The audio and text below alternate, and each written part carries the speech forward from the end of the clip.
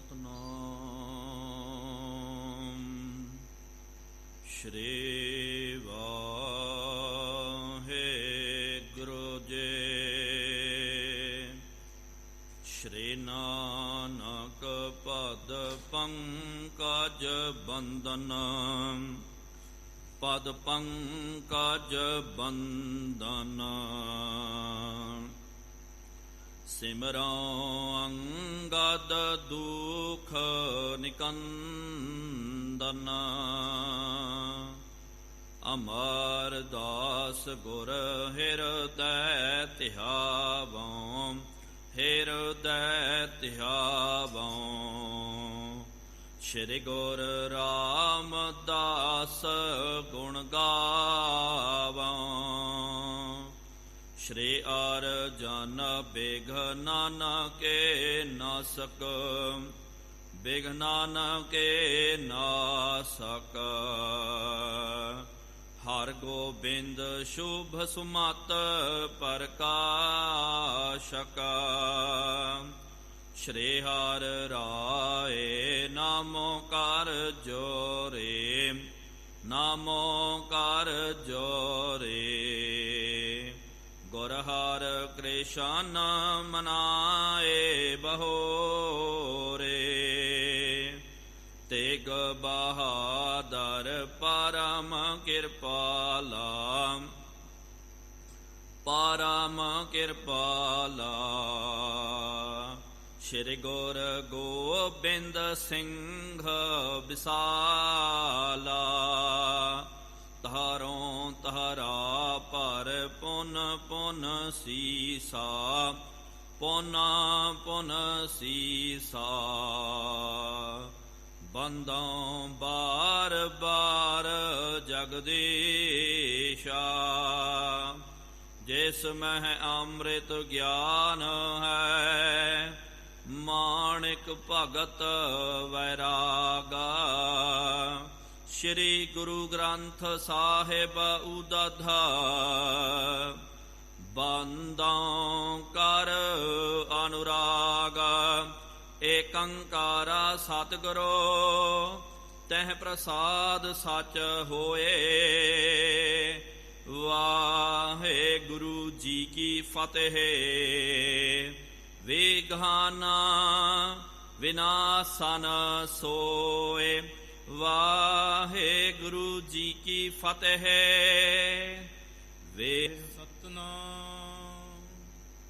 ਸ਼੍ਰੀ ਵਾਹਿਗੁਰੂ ਸਾਹਿਬ ਜੀ। ਚੌਪਈ। ਮੁਰਸ਼ਿਦ ਜਾਨ ਭਰਿਓ ਤਬ ਪਾਈ, ਕਹਿ ਖੁਦਾਏ ਮਗ ਦੇਹੋ ਬਤਲਾਈ। ਕਹਿਓ ਸ਼ਮਸ਼ ਜੇ ਅਸਮਨ ਤੇਰੇ, ਆਯੁਸ ਮੁਰ ਜਮਾਨਹੁ ਬਿਨ ਦੇਰੇ। ਮੁਰਸ਼ਿਦ ਜਾਨ ਭਰਿਓ ਤਬ ਪਾਈ, ਕਹਿ ਖੁਦਾਏ ਮਗ ਦੇਹੋ ਬਤਲਾਈ। ਵਾਹਿਗੁਰੂ ਜੀ ਕਾ ਖਾਲਸਾ, ਵਾਹਿਗੁਰੂ ਜੀ ਕੀ ਫਤਿਹ। ਪਤਿਤ ਪਾਵਨ ਭਗਤ ਵਛਲ ਕਿਰਪਾ ਨਿਧਾਨ, ਜੁਗਾ ਹੋ ਜੁਗ ਅਟਲ। ਚਬਰ ਛਤਰ ਤਖਤ ਦੇ ਮਾਲਿਕ, ਸ਼ਬਦਾ ਅਵਤਾਰ ਸ਼ਬਦ ਗੁਰੂ ਧੰਨ ਧੰਨ ਸਾਹਿਬ। ਸ਼੍ਰੀ ਗੁਰੂ ਗ੍ਰੰਥ ਸਾਹਿਬ ਜੀਓ ਮਹਾਰਾਜ, ਜਿਨ੍ਹਾਂ ਸਤਿਗੁਰੂ ਸੱਚੇ ਪਾਤਸ਼ਾਹ ਜੀ ਮਹਾਰਾਜ ਜੀਆਂ ਦੀ ਪਾਵਨ ਪਵਿੱਤਰ ਹਜ਼ੂਰੀ ਅੰਦਰ ਸਾਹਿਬਾਂ ਦੇ ਪਾਵਨ ਅਸਥਾਨ ਤਖਤ ਸੱਚਖੰਡ ਸ਼੍ਰੀ ਹਜ਼ੂਰ ਸ਼੍ਰੀ ਅਬਚਲ ਨਗਰ ਸਾਹਿਬ ਜੀ ਵਿਖੇ ਜੁੜ ਬੈਠੀ ਗੁਰੂ ਪਿਆਰੀ ਗੁਰੂ ਸਵਾਰੀ ਸਾਧ ਸੰਗਤ ਜੀਓ। ਤਖਤ ਸਾਹਿਬ ਜੀ ਦੀ ਨਿਤ ਮਰਿਆਦਾ ਨਿਤਨੇਮ ਅਨੁਸਾਰ ਸ਼ਾਮਾਂ ਦੇ ਦੀਵਾਨ ਸੱਜ ਰਹੇ ਹਨ। ਸਜੇ ਹੋਏ ਪਾਵਨ ਦੀਵਾਨਾਂ ਦੇ ਵਿੱਚ ਗੁਰ ਇਤਿਹਾਸ ਦੀਆਂ ਕਥਾ ਵਿਚਾਰਾਂ ਸਰਵਣ ਕਰਨ ਦੇ ਲਈ ਆਪ ਸੰਗਤਾਂ ਹਾਜ਼ਰੀਆਂ ਭਰ ਰਹੇ ਹੋ।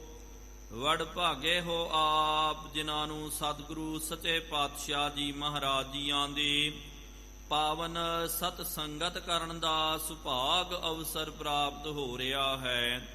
ਪਿਛਲੇ ਦੀਵਾਨਾਂ ਦੇ ਵਿੱਚ ਆਪ ਜੀਆਂ ਨੇ ਗੁਰੂ ਸਾਹਿਬਾਨਾਂ ਦਾ ਇਤਿਹਾਸ ਸਰਵਣ ਕਰਨਾ ਕੀਤਾ ਸੀ। ਸਤਿਗੁਰੂ ਸੱਚੇ ਪਾਤਸ਼ਾਹ ਧੰਨ ਸਾਹਿਬ ਸ੍ਰੀ ਗੁਰੂ ਨਾਨਕ ਦੇਵ ਜੀ ਮਹਾਰਾਜ ਜਦੋਂ ਮਹਾਰਾਜ ਜੀ ਨੇ ਮੁਲਤਾਨ ਦੀ ਧਰਤੀ ਨੂੰ ਤਾਰਨਾ ਕੀਤਾ, ਉਥੇ ਜੋ ਖਾਨਖਾਨਾ ਸੀ, ਸਤਿਗੁਰੂ ਮਹਾਰਾਜ ਜਦੋਂ ਉਥੇ ਪਹੁੰਚੇ ਹਨ, ਵੱਡੇ ਵੱਡੇ ਪੀਰ ਜਿਹੜੇ ਉਹਨਾਂ ਨੇ ਸਤਿਗੁਰੂ ਮਹਾਰਾਜ ਜੀ ਦੇ ਚਰਨਾਂ ਵਿੱਚ ਨਤਮਸਤਕ ਹੋਣਾ ਕੀਤਾ। ਸਤਿਗੁਰੂ ਮਹਾਰਾਜ ਜੀ ਨੂੰ ਬੇਨਤੀ ਕੀਤੀ, ਕਿਰਪਾ ਕਰੋ ਮਹਾਰਾਜ, ਸਾਡੇ ਤਾਈਂ ਵੀ ਉਪਦੇਸ਼ ਦਿਓ, ਸਾਡਾ ਵੀ ਮਹਾਰਾਜ ਉਧਾਰ ਕਰਨਾ ਕਰੋ। ਤਾਂ ਸਤਿਗੁਰੂ ਸੱਚੇ ਪਾਤਸ਼ਾਹ ਜੀ ਮਹਾਰਾਜ ਜੀਆਂ ਨੇ ਆਪਣਾ ਪਾਵਨ ਉਪਦੇਸ਼ ਦ੍ਰਿੜ ਕਰਵਾ ਕਰਕੇ ਉਹਨਾਂ ਦਾ ਉਧਾਰ ਕਰਨਾ ਕੀਤਾ, ਉਹਨਾਂ ਦੀ ਕਲਿਆਣ ਕੀਤੀ ਹੈ। ਬਾਅਦ ਵਿੱਚ ਸਤਿਗੁਰੂ ਮਹਾਰਾਜ ਉਥੋਂ ਜਦੋਂ ਅੱਗੇ ਗਮਨ ਕੀਤਾ, ਭਾਈ ਬਾਲੇ ਨੇ ਬੇਨਤੀ ਕੀਤੀ ਹੈ, ਪੁੱਛਣਾ ਕੀਤਾ, ਸਤਿਗੁਰੂ ਸੱਚੇ ਪਾਤਸ਼ਾਹ ਜੀ ਮਹਾਰਾਜ ਕਿਰਪਾ ਕਰਕੇ ਦੱਸੋ, ਇਹ ਜੋ ਪੀਰੀਪੁਰ ਹੈ ਮੁਲਤਾਨ, ਬਹੁਤ ਜ਼ਿਆਦੇ ਇੱਥੇ ਪੀਰ ਰਹਿੰਦੇ ਹਨ, ਇਹਨਾਂ ਦੇ ਵਿੱਚ ਸਤਿਗੁਰੂ ਮਹਾਰਾਜ ਸਭ ਤੋਂ ਵੱਡਾ ਕਿਹੜਾ ਪੀਰ ਹੈ, ਕਿਹੜਾ ਸੰਤ ਹੈ? ਤਾਂ ਸਤਿਗੁਰੂ ਮਹਾਰਾਜ ਜੀ ਨੇ ਕਿਹਾ, ਇਹਨਾਂ ਦੇ ਵਿੱਚੋਂ ਭਾਈ ਸ਼ਮਸ ਤਬਰੇਜ਼ ਜੋ ਹੈ ਇਹ ਬਹੁਤ ਵੱਡਾ ਪੀਰ ਹੈ। ਉਹਦੇ ਬਾਬਤ ਜਦੋਂ ਮਹਾਰਾਜ ਜੀ ਨੂੰ ਪੁੱਛਿਆ ਗਿਆ, ਸਤਿਗੁਰੂ ਮਹਾਰਾਜ ਜੀ ਨੇ ਉਹਦਾ ਪਿਛੋਕੜ ਇਤਿਹਾਸ ਭਾਈ ਬਾਲੇ ਨੂੰ ਸਰਵਣ ਕਰਾਉਣਾ ਕੀਤਾ। ਕਿਹਾ ਕਿ ਜੋ ਅਲ ਹਿਲਾਸ ਮਨਸੂਰ ਜੋ ਸੀ, ਜਿਹਨੇ ਅਨਲ ਹੱਕ ਦਾ ਨਾਰਾ ਬੁਲੰਦ ਕਰਨਾ ਕੀਤਾ, ਜਿਹਨੇ ਕਿਹਾ ਕਿ ਮੈਂ ਹੀ ਹੱਕ ਹਾਂ, ਮੈਂ ਹੀ ਰੱਬ ਹਾਂ ਕਰਕੇ, ਇਹ ਸੁਣ ਕਰਕੇ ਮੁਲਾਣੇ ਜਿਹੜੇ ਸੜਬੜ ਗਏ ਸਨ।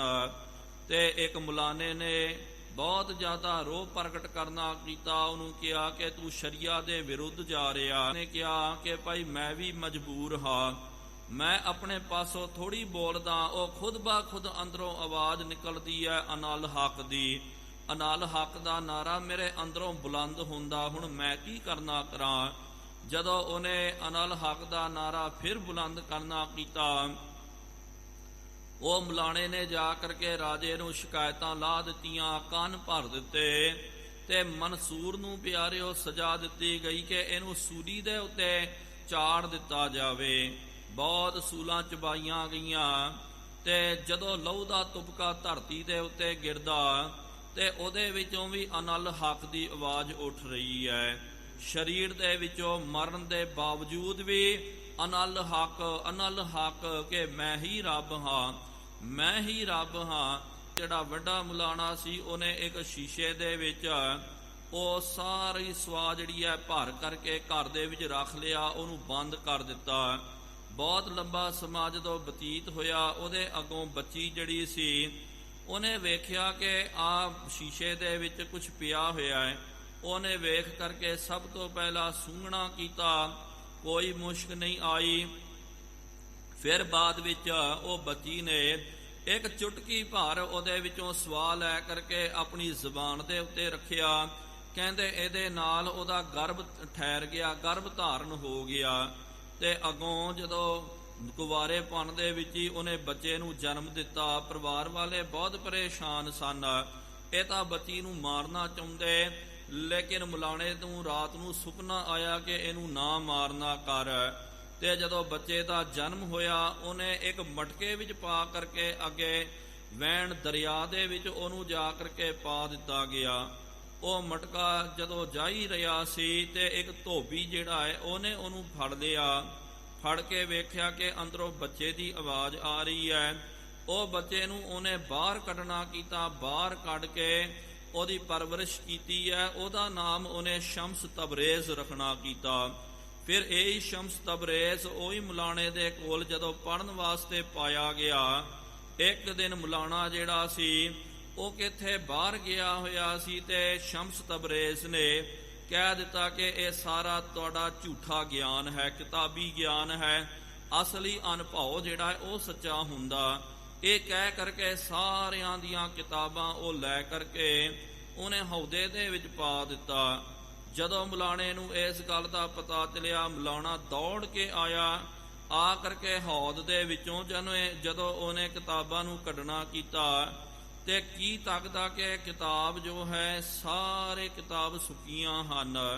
ਭਿੱਜਣਾ ਚਾਹੀਦਾ ਸੀ ਲੇਕਿਨ ਪਾਣੀ ਨੇ ਰੱਤਾ ਮਾਤਰ ਸਪਰਸ਼ ਨਹੀਂ ਕਰਨਾ ਕੀਤਾ। ਜਦੋਂ ਝਟਕਦਾ ਨਾ ਕਿਤਾਬਾਂ ਨੂੰ, ਉਹਦੇ ਵਿੱਚੋਂ ਪਾਣੀ ਨਹੀਂ ਸਿਮਦਾ, ਉਹਦੇ ਵਿੱਚੋਂ ਧੂੜੀ ਕਾਟਾ ਉੱਡ ਰਿਹਾ ਹੈ। ਵੇਖ ਕਰਕੇ ਮਲਾਣਾ ਬੜਾ ਆਸ਼ਚਰਜ ਹੋ ਗਿਆ, ਦੰਗ ਹੋ ਗਿਆ। ਵਿਚਾਰ ਕੀਤੀ ਕਿ ਲੱਗਦਾ ਭਾਈ ਇਹ ਬਹੁਤ ਵੱਡਾ ਕੋਈ ਮਹਾਂਪੁਰਖ ਹੈ। ਇੱਥੋਂ ਤੱਕ ਪਿਆਰਿਓ ਆਪ ਜੀਆਂ ਨੇ ਪਿਛਲੇ ਦੀਵਾਨਾਂ ਦੇ ਵਿੱਚ ਇਹ ਸਤਿਗੁਰੂ ਮਹਾਰਾਜ ਜੋ ਸ਼ਮਸ ਤਬਰੇਜ਼ ਦੀ ਗਾਥਾ ਸਰਵਣ ਕਰਾ ਰਹੇ ਹਨ, ਇਹਨੂੰ ਆਪ ਜੀਆਂ ਨੇ ਪ੍ਰੇਮ ਤੇ ਸਤਿਕਾਰ ਸਹਿਤ ਸਰਵਣ ਕਰਨਾ ਕੀਤਾ ਸੀ। ਹੁਣ ਅਗਲੀ ਕਥਾ ਆਪਾਂ ਸਰਵਣ ਕਰਨਾ ਕਰੀਏ। ਕੋਈ ਵੀ ਰਸਨਾ ਵਾਂਝੀ ਨਾ ਰਵੇ। ਸਤਿਗੁਰੂ ਮਹਾਰਾਜ ਜੀ ਦੇ ਦਰ ਤੇ ਆਪਣੀ ਹਾਜ਼ਰੀ ਨੂੰ ਦਰਜ ਕਰਵਾਉਂਦਿਆਂ ਹੋਇਆਂ ਪ੍ਰੇਮ ਤੇ ਸਤਿਕਾਰ ਸਹਿਤ ਉਚਾਰਨ ਕਰਨਾ ਕਰੋ ਜੀ। ਸਤਿਨਾਮ ਸ਼੍ਰੀ ਵਾਹਿਗੁਰੂ ਜੀ। ਫਿਰ ਇੱਕ ਵਾਰੀ ਉਚਾਰਨ ਕਰੋ ਜੀ। ਸਤਿਨਾਮ ਸ਼੍ਰੀ ਵਾਹਿਗੁਰੂ ਜੀ। ਸਤਨਾਮ ਸ਼੍ਰੀ ਵਾਹਿਗੁਰੂ ਸਾਹਿਬ ਜੀ। ਚੌਪਈ ਮੁਰਸ਼ਿਦ ਜਾਨ ਪਰਿਉ ਤਬ ਪਾਈ। ਉਹ ਮਲਾਣਾ ਜਿਹੜਾ ਸੀ ਉਹਨੇ ਆਪਣਾ ਮੁਰਸ਼ਿਦ ਭਾਵ ਕੇ ਸ਼ਮਸ ਤਬਰੇਜ਼ ਜੋ ਹੈ ਉਹਨੂੰ ਆਪਣਾ ਗੁਰੂ ਜਾਣ ਕਰਕੇ ਉਹਦੇ ਪੈਰਾਂ ਦੇ ਉੱਤੇ ਸਿਰ ਰੱਖ ਦਿੱਤਾ। ਕਹੇ ਖੁਦਾਏ ਮਗ ਦੇਹੁ ਬਤਲਾਈ। ਉਹਨੂੰ ਪੁੱਛਦਾ ਹੈ ਕਿ ਭਾਈ ਤੂੰ ਮੈਨੂੰ ਖੁਦਾ ਦਾ ਮਾਰਗ ਜਿਹੜਾ ਹੈ ਦੱਸਣਾ ਕਰ। ਕਿਹੜੇ ਮਾਰਗ ਦੇ ਉੱਤੇ ਚੱਲ ਕਰਕੇ ਰੱਬ ਦੀ ਖੁਦਾ ਦੀ ਪ੍ਰਾਪਤੀ ਹੁੰਦੀ ਹੈ। ਕਹਿਓ ਸ਼ਮਸ਼ ਜੇ ਆਸਮਨ ਤੇਰੇ। ਅੱਗੋਂ ਸ਼ਮਸ ਜੋ ਹੈ ਉਹ ਬਾਲ ਕਾਲ ਦੇ ਵਿੱਚ ਛੋਟੀ ਉਮਰ ਦੇ ਵਿੱਚ ਸੀ। ਉਹਨੇ ਮਲਾਣੇ ਨੂੰ ਕਿਹਾ ਕਿ ਜੇ ਤੇਰੇ ਮਨ ਦੇ ਵਿੱਚ ਇਹ ਗੱਲ ਹੈ ਤਾਂ ਆਇਸ ਮੁਰ ਮਾਨਹੁ ਬਿਨ ਦੇਰੇ। ਮੇਰੀ ਆਗਿਆ ਤੂੰ ਮੰਨਣਾ ਕਰ, ਇਹਦੇ ਵਿੱਚ ਤੂੰ ਦੇਰੀ ਨਾ ਲਾਉਣਾ ਕਰ, ਦੇਰੀ ਨਾ ਕਰਨਾ ਕਰ। ਤੁਰੰਤ ਮੇਰੀ ਕਿ ਜੇ ਤੂੰ ਮੇਰੇ ਤੋਂ ਸਿੱਖਿਆ ਪ੍ਰਾਪਤ ਕਰਨਾ ਚਾਹੁੰਦਾ ਤੇ ਕੰਮ ਕਰ, ਜਾ ਕਰਕੇ ਇੱਕ ਸ਼ਰਾਬ ਦੀ ਬੋਤਲ ਲੈ ਕੇ ਆ। ਨਿਜ ਦੁਖਤਰ ਦੇਵਹੁ ਸੰਗ ਪਾਈ। ਨਾਲ ਆਪਣੀ ਬੇਟੀ ਜਿਹੜੀ ਹੈ ਉਹਨੂੰ ਮੇਰੇ ਨਾਲ ਬਿਠਾ ਦੇਣਾ ਕਰ। ਸੁਨਤ ਮੁਲਾਨਾ ਡੋਲਿਓ ਨਾਹੀ। ਸੁਣ ਕਰਕੇ ਮੁਲਾਣਾ ਜਿਹੜਾ ਹੈ ਅਸਲ ਦੇ ਵਿੱਚ ਜੇ ਕੱਚਾ ਹੁੰਦਾ ਤੇ ਉਹ ਡੋਲ ਜਾਂਦਾ ਕਿ ਭਾਈ ਇਹ ਕੀ ਕਹਿ ਰਿਹਾ ਕਿ ਭਾਈ ਸ਼ਰਾਬ ਤੇ ਸ਼ਬਾਬ ਦੋਵੇਂ ਇੱਕ ਸਾਥ, ਇਹਦਾ ਮਤਲਬ ਕਿ ਕੋਈ ਗਲਤ ਕੰਮ ਹੈ। ਲੇਕਿਨ ਉਹਨੂੰ ਪੂਰਾ ਵਿਸ਼ਵਾਸ ਸੀ ਕਿ ਇਹ ਮਾਮੂਲੀ ਬੰਦਾ ਨਹੀਂ ਹੈ, ਇਹ ਮੇਰੀ ਪ੍ਰੀਖਿਆ ਲੈ ਰਿਹਾ ਹੈ। ਇਸ ਕਰਕੇ ਮੁਲਾਣਾ ਜਿਹੜਾ ਹੈ ਡੋਲਣ ਤੋਂ ਰਹਿ ਗਿਆ। ਉਹਨੇ ਮਨ ਨੂੰ ਥਿਰ ਕਰਕੇ ਰੱਖਣਾ ਕੀਤਾ। ਲੈ ਗਮਨਿਓ ਆਪਣੇ ਘਰ ਮਾਨ। ਸ਼ਮਸ਼ ਨੂੰ ਲੈ ਕਰਕੇ ਉਹ ਆਪਣੇ ਘਰ ਨੂੰ ਚੱਲ ਗਿਆ ਹੈ। ਮੰਚ ਡਸਾਏ ਬਿਠਾਏ ਸੋ ਪ੍ਰੀਤੀ। ਜਾ ਕਰਕੇ ਘਰ ਦੇ ਵਿੱਚ ਮੰਜਾ ਜਿਹੜਾ ਡਾ ਕਰਕੇ ਪ੍ਰੇਮ ਦੇ ਨਾਲ ਸ਼ਮਸ਼ ਨੂੰ ਤਬਰੇਜ਼ ਨੂੰ ਉਹਦੇ ਉੱਤੇ ਬਿਠਾਉਣਾ ਕੀਤਾ। ਆਪਹ ਆਨ ਸੁਰਾ ਤਬਦੀਨੀ। ਜਾ ਕਰਕੇ ਸੁਰਾ ਜੋ ਹੈ, ਸੁਰਾ ਦਾ ਭਾਵ ਕੇ ਸ਼ਰਾਬ ਆਪ ਪਿਆਲੇ ਦੇ ਵਿੱਚ ਲਿਆ ਕਰਕੇ ਉਹਦੇ ਅੱਗੇ ਰੱਖ ਦਿੱਤੀ ਹੈ, ਧਰ ਦੇਣਾ ਕੀਤਾ। ਨਿਜ ਦੁਖਤਰ ਤਹ ਨਿਕਟ ਪਠਾਈ। ਆਪਣੀ ਨਿਜ ਦੁਖਤਰ ਦਾ ਭਾਵ ਕਿ ਆਪਣੀ ਬੱਚੀ ਨੂੰ ਵੀ ਲਿਆ ਕਰਕੇ ਉਹਦੇ ਲਾਗੇ ਬਿਠਾ ਦਿੱਤਾ ਗਿਆ। ਘਰ ਕਪਾਟ ਦੇ ਕੁਲਫ ਲਗਾਈ। ਇਸ ਤਰ੍ਹਾਂ ਇਹਨਾਂ ਨੂੰ ਘਰ ਦੇ ਵਿੱਚ ਵਾੜ ਕਰਕੇ ਇਹ ਬਾਹਰ ਨਿਕਲ ਗਿਆ ਤੇ ਬਾਹਰੋਂ ਇਹਨੇ ਜਿੰਦਰਾ ਮਾਰ ਦਿੱਤਾ। ਤਬ ਹੈ ਸ਼ਮਸ਼ ਨਿਜ ਮਾਤ ਸੰਗਾਰੇ। ਉਸ ਵੇਲੇ ਸ਼ਮਸ ਤਬਰੇਜ਼ ਜਿਹੜਾ ਹੈ ਉਹਨੂੰ ਪਤਾ ਸੀ ਇੱਕ ਤਾਂ ਇਹਨੇ ਮਲਾਣੇ ਦੀ ਪ੍ਰੀਖਿਆ ਲੈਣੀ ਕੀਤੀ ਹੈ, ਦੂਜਾ ਉਹ ਬੱਚੀ ਜੋ ਹੈ ਉਹ ਔਰ ਕੋਈ ਨਹੀਂ ਸ਼ਮਸ ਤਬਰੇਜ਼ ਦੀ ਉਹ ਮਾਤਾ ਸੀ। ਉਹਨੇ ਫਿਰ ਆਪਣੀ ਮਾਂ ਨੂੰ ਕਿਹਾ। ਆਪਨ ਸਰਬ ਪ੍ਰਸੰਗ ਉਚਾਰੇ। ਉਹਨੇ ਸ਼ਮਸ ਤਬਰੇਜ਼ ਕਿਉਂਕਿ ਉਹਨੂੰ ਆਪਣੇ ਜੀਵਨ ਦਾ ਸਭ ਪਤਾ ਸੀ। ਕਿਉਂਕਿ ਆਮ ਪਿਆਰਿਓ ਬੱਚੇ ਜਿਹੜੇ ਹੁੰਦੇ ਹਨ ਤੇ ਬੱਚਿਆਂ ਨੂੰ ਬਿਲਕੁਲ ਪਤਾ ਨਹੀਂ ਹੁੰਦਾ ਕੌਣ ਉਹਨਾਂ ਦੀ ਮਾਤਾ ਹੈ, ਕੌਣ ਉਹਨਾਂ ਦਾ ਪਿਤਾ ਹੈ। ਹਾਂ, ਜਦੋਂ ਬੱਚਿਆਂ ਨੂੰ ਆਪਾਂ ਨਾਲ ਰੱਖਦੇ ਹਾਂ, ਨਾਲ ਰੱਖ ਕਰਕੇ ਰੋਜ਼ ਉਹਨਾਂ ਨੂੰ ਕਹੀ ਜਾਓ, ਰੋਜ਼ ਆਪਾਂ ਸੰਗ ਰਹਿੰਦੇ ਆ, ਤੇ ਜਦੋਂ ਵੱਡਾ ਹੁੰਦਾ ਤਾਂ ਜਾ ਕਰਕੇ ਉਹਨੂੰ ਪਤਾ ਲੱਗਦਾ ਕਿ ਹਾਂ ਜੀ ਆਹ ਮੇਰੀ ਮਾਤਾ ਹੈ ਜਾਂ ਆਹ ਮੇਰਾ ਪਿਤਾ ਹੈ। ਤੇ ਇਹਦੇ ਵਿੱਚ ਵੀ ਪਿਆਰਿਓ ਕਈ ਜਿਹੜੇ ਹਨ ਬਿੰਦੀ ਮਾਤਾ ਪਿਤਾ ਹੁੰਦੇ ਹਨ, ਕਈ ਜਿਹੜੇ ਪਾਲਕ ਮਾਤਾ ਪਿਤਾ ਹੁੰਦੇ। ਕਈ ਵਾਰੀ ਸੰਤਾਨ ਕਿਸੇ ਔਰ ਦੀ ਹੁੰਦੀ ਹੈ ਤੇ ਆਪਾਂ ਕੀ ਕਰਦੇ ਹਾਂ, ਉਹਨੂੰ ਗੋਦ ਵਿੱਚ ਪਾ ਦਿੰਦੇ ਜਾਂ ਉਹਦੀ ਪਰਵਰਿਸ਼ ਦੂਜਾ ਕਰਦਾ। ਤੇ ਜਿਹੜਾ ਪਰਵਰਿਸ਼ ਕਰਦਾ ਤੇ ਕਈ ਵਾਰੀ ਬੱਚੇ ਨੂੰ ਨਾ ਬੋਲੋ ਤੇ ਬੱਚੇ ਨੂੰ ਇਹੀ ਯਕੀਨ ਹੁੰਦਾ ਕਿ ਇਹੀ ਮੇਰੀ ਮਾਤਾ ਹੈ ਤੇ ਇਹੀ ਮੇਰਾ ਪਿਤਾ ਹੈ। ਲੇਕਿਨ ਇਹ ਮਹਾਂਪੁਰਖ ਸੀ। ਇਹਦਾ ਮਤਲਬ ਇਹਦੇ ਅੰਦਰ ਅਲ-ਹਿਲਾਜ਼ ਮਨਸੂਰ ਜੋ ਹੋਇਆ, ਬਹੁਤ ਵੱਡਾ ਮਹਾਂਪੁਰਖ, ਉਹਦੀ ਰੂਹ ਨੇ ਇਹਦੇ ਅੰਦਰ ਪ੍ਰਵੇਸ਼ ਕਰਨਾ ਕੀਤਾ। ਤਾਂ ਕਰਕੇ ਇਹਨੂੰ ਆਪਣਾ ਸਭ ਦਾ ਪਤਾ ਸੀ ਕਿ ਇਹ ਮੇਰੀ ਮਾਤਾ ਹੈ। ਇਸ ਤਰ੍ਹਾਂ ਕੁਆਰੀ ਅਵਸਥਾ ਦੇ ਵਿੱਚ ਮੇਰਾ ਜਨਮ ਹੋਇਆ ਤੇ ਪਰਿਵਾਰ ਵਾਲਿਆਂ ਨੇ ਇਹ ਜੰਮਦੀ ਹੋਈ ਮਾਂ ਜਿਹੜੀ ਹੈ ਇਹਦੇ ਵਿੱਚੋਂ ਮੈਨੂੰ ਲੈ ਕਰਕੇ ਉਹਨਾਂ ਨੇ ਇੱਕ ਮਟਕੇ ਵਿੱਚ ਪਾ ਕਰਕੇ ਨਦੀ ਦੇ ਵਿੱਚ ਪਾ ਦਿੱਤਾ। ਫਿਰ ਇੱਕ ਧੋਬੀ ਜਿਹੜਾ ਹੈ ਮੇਰਾ ਪਾਲਕ ਪਿਤਾ, ਉਹਨੇ ਉਹਦੇ ਵਿੱਚੋਂ ਕੱਢ ਕਰਕੇ ਮੇਰੀ ਪਰਵਰਿਸ਼ ਕਰਨੀ ਕੀਤੀ। ਉਹਨੂੰ ਪਤਾ ਸੀ ਕਿ ਇਹ ਮੇਰੀ ਅਸਲੀ ਮਾਂ। ਉਹਨੇ ਇਹ ਸਾਰਾ ਬਿਰਤਾਂਤ ਜਿਹੜਾ ਸ਼ਮਸ ਤਬਰੇਜ਼ ਨੇ ਹੈ, ਛੋਟੀ ਉਮਰ ਬਾਲ ਅਵਸਥਾ ਹੈ, ਉਹਨੇ ਉਸ ਬੱਚੀ ਨੂੰ ਜੋ ਉਹਦੀ ਮਾਤਾ ਸੀ ਨਾ, ਉਹਨੂੰ ਸਭ ਦੱਸ ਦਿੱਤਾ। ਧੂਰ ਗਰਭ ਤੇ ਜਨਮ ਹਮਾਰਾ, ਕਿਹਾ ਕਿ ਮਾਂ ਅਸਲ ਦੇ ਵਿੱਚ ਤੈਨੂੰ ਪਤਾ ਨਹੀਂ ਹੋਵੇਗਾ, ਤੂੰ ਤਾਂ ਭੁੱਲ ਗਈ ਹੈ। ਤੂਨੇ ਤਾਂ ਜਨਮ ਦੇਣ ਦੇ ਸਾਥ ਹੀ ਪਰਿਵਾਰ ਵਾਲਿਆਂ ਨੇ ਮੈਨੂੰ ਲੈ ਕਰਕੇ ਸੁੱਟ ਦਿੱਤਾ ਸੀ, ਲੇਕਿਨ ਅਸਲ ਦੇ ਵਿੱਚ ਮੈਂ ਉਹੀ ਬਾਲ ਹਾਂ, ਉਹੀ ਬੱਚਾ ਹਾਂ। ਮੇਰਾ ਜਨਮ ਤੇਰੇ ਗਰਭ ਦੇ ਵਿੱਚੋਂ ਹੋਇਆ ਹੈ। ਅਸਥਨ ਮੈਂ ਨਾ ਪਿਓ ਤਿਸ ਬਾਰ, ਤੇ ਹੱਥ ਜੋੜ ਕਰਕੇ ਸ਼ਮਸ ਤਬਰੇਜ਼ ਬੋਲਦਾ ਕਿ ਮਾਂ ਹੁਣ ਤੂੰ ਆਪਣਾ ਫਰਜ਼ ਨਿਭਾਉਣਾ ਕਰ। ਮਾਂ ਦਾ ਫਰਜ਼ ਹੁੰਦਾ ਆਪਣੇ ਬੱਚੇ ਨੂੰ ਦੁੱਧ ਚੁੰਗਾਉਣਾ, ਤੇ ਉਹ ਤਾਂ ਮੈਨੂੰ ਪ੍ਰੇਮ, ਹੇ ਮਾਂ ਤੂੰ ਇਹ ਜਿਹੜਾ ਕੰਮ ਕਰਨਾ ਕਰ, ਜਿਸ ਕਰਕੇ ਤੇ ਅਸਲ ਦੇ ਵਿੱਚ ਜਿਸ ਤਰ੍ਹਾਂ ਆਪਾਂ ਬੋਲਦੇ ਨਾ ਸਿਆਣਿਆਂ ਦਾ ਪਿਆਰਿਓ, ਇਹ ਕਥਨ ਹੈ ਕਿ ਜਨਮ ਦੇਣ ਦੇ ਨਾਲੋਂ ਪਾਲਣ ਵਾਲਾ ਜਿਹੜਾ ਹੈ ਉਹ ਵੱਡਾ ਹੁੰਦਾ। ਕਿਉਂਕਿ ਸਿਰਫ ਗਰਭ ਦੇ ਰਾਹੀਂ ਜਨਮ ਦੇ ਦੇਣਾ, ਜਨਮ ਦੇ ਕਰਕੇ ਕਈ ਪਿਆਰਿਓ ਕੀ ਕਰਦੇ ਹਨ, ਅੱਜ ਵੀ ਆਪਾਂ ਵੇਖਦੇ ਹਾਂ ਕਿ ਬੱਚੇ ਦਾ ਤਾਂ ਜਨਮ, ਬੱਚੇ ਨੂੰ ਤਾਂ ਜਨਮ ਦੇ ਦਿੰਦੇ, ਜਾਂ ਲੜਕੀ ਹੋ ਗਿਆ ਜਾਂ ਲੜਕਾ, ਕਈ ਵਾਰੀ ਕੁਛ ਅਣਬਣ ਜੀ ਗੱਲ ਹੋ ਜਾਵੇ ਤਾਂ ਉਹਨਾਂ ਨੂੰ ਫਿਰ ਸੁੱਟ ਦਿੱਤਾ ਜਾਂਦਾ, ਅਨਾਥ ਆਸ਼ਰਮ ਦੇ ਵਿੱਚ ਬੱਚਿਆਂ ਨੂੰ ਪਾ ਦਿੱਤਾ ਜਾਂਦਾ। ਕਈ ਵਾਰੀ ਪਿਆਰਿਓ ਸੜਕ ਦੇ ਕਿਨਾਰੇ ਬੱਚਿਆਂ ਨੂੰ ਛੱਡ ਕਰਕੇ ਲੋਕੀ ਚੱਲ ਜਾਂਦੇ ਹਨ, ਜੰਗਲਾਂ ਦੇ ਵਿੱਚ ਬੱਚਿਆਂ ਨੂੰ ਪਾ ਕਰਕੇ ਚੱਲ ਜਾਂਦੇ। ਕਈ ਪਿਆਰਿਓ ਇੰਨੇ ਇਹ ਹੁੰਦੇ, ਕਠੋਰ ਦਿਲੀਏ ਹੁੰਦੇ, ਤੇ ਕੋਈ ਗਲਤ ਕੰਮ ਦੇ ਨਾਲ ਬੱਚੇ ਦਾ ਜੇ ਜਨਮ ਹੋ ਜਾਵੇ ਉਹਨੂੰ ਜ਼ਹਿਰ ਦੇ ਦੇ ਕੇ ਮਾਰ ਵੀ ਦਿੱਤਾ ਜਾਂਦਾ।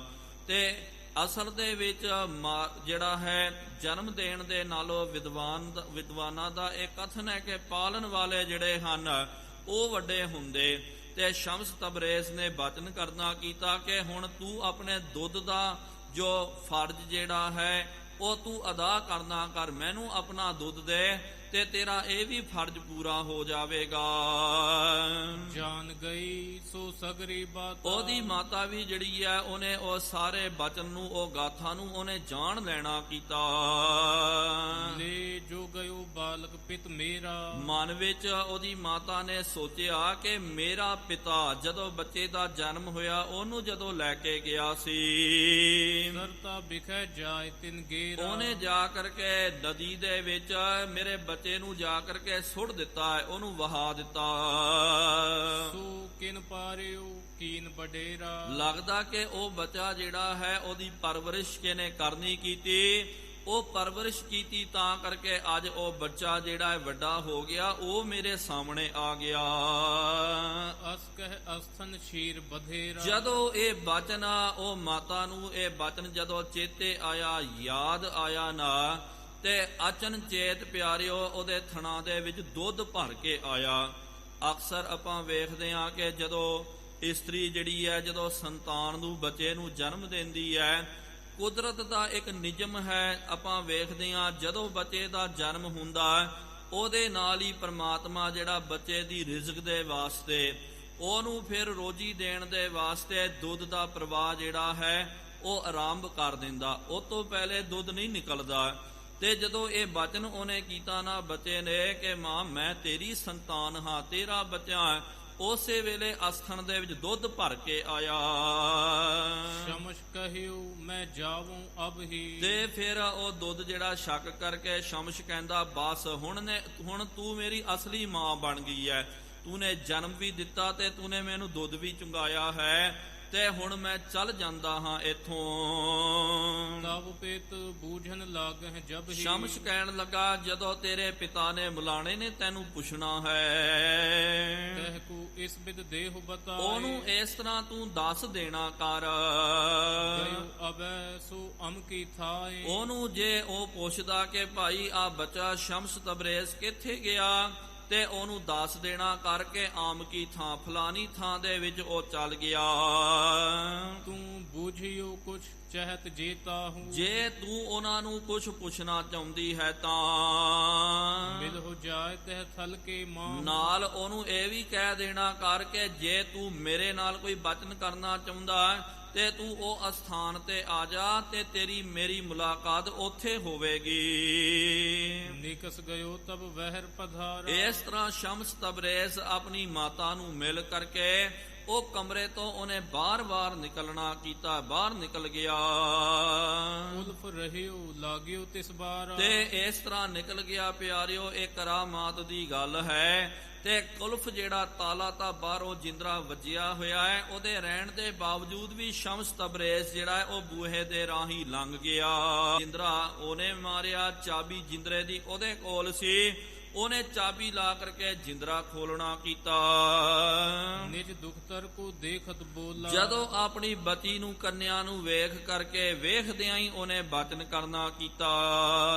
ਕਹਾਂ ਗਇਓ ਜੋ ਹੁਤੋ ਨਿਸਮਾਹੀ। ਕਹਿੰਦਾ ਕਿ ਜੋ ਰਾਤ ਨੂੰ ਇੱਥੇ ਆਇਆ ਸੀ ਨਾ ਬੱਚਾ ਸ਼ਮਸ ਤਬਰੇਜ਼ ਉਹ ਕਿੱਥੇ ਗਿਆ ਹੈ, ਮੈਂ ਤੈਨੂੰ ਪੁੱਛਦਾ ਹਾਂ। ਭੀਰੇ ਕਪਾਟ ਖੁੱਲੇ ਇਹੋ ਨਾ। ਕਿਉਂਕਿ ਕਪਾਟ ਜਿਹੜਾ ਇਹ ਲੱਗਿਆ ਹੋਇਆ ਹੈ ਤੇ ਜਿੰਦਰੇ ਉਹਦੇ ਉੱਤੇ ਵੱਜੇ ਹੋਏ ਹਨ। ਮੈਨੇ ਆਪ ਜਿੰਦਰਾ ਮਾਰਨਾ ਕੀਤਾ ਤੇ ਹੁਣ ਮੈਂ ਆਪ ਖੋਲਿਆ ਜਿੰਦਰਾ, ਤੇ ਬਾਕੀ ਤਾਂ ਸਭ ਕੁਝ ਇੱਥੋਂ ਦਾ ਇੱਥੇ ਹੀ ਹੈ। ਲੇਕਿਨ ਉਹ ਬੱਚਾ ਜੋ ਹੈ ਸ਼ਮਸ ਤਬਰੇਜ਼ ਉਹ ਕਿੱਥੇ ਗਿਆ, ਉਹਦੇ ਬਾਬਤ ਦੱਸਣਾ ਕਰ।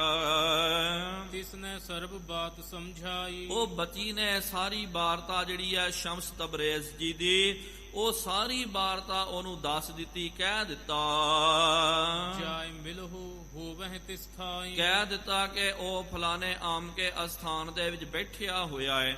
ਜੇ ਤੂੰ ਉਹਨੂੰ ਮਿਲਣਾ ਚਾਹੁੰਦਾ ਤੇ ਤੂੰ ਉੱਥੇ ਚੱਲ ਜਾ, ਉੱਥੇ ਤੇਰੀ ਪ੍ਰਾਪਤੀ ਉਹਦੇ ਨਾਲ ਹੋ ਜਾਵੇਗੀ, ਉਹ ਉੱਥੇ ਤੈਨੂੰ ਉਹ ਮਿਲ ਜਾਵੇਗਾ।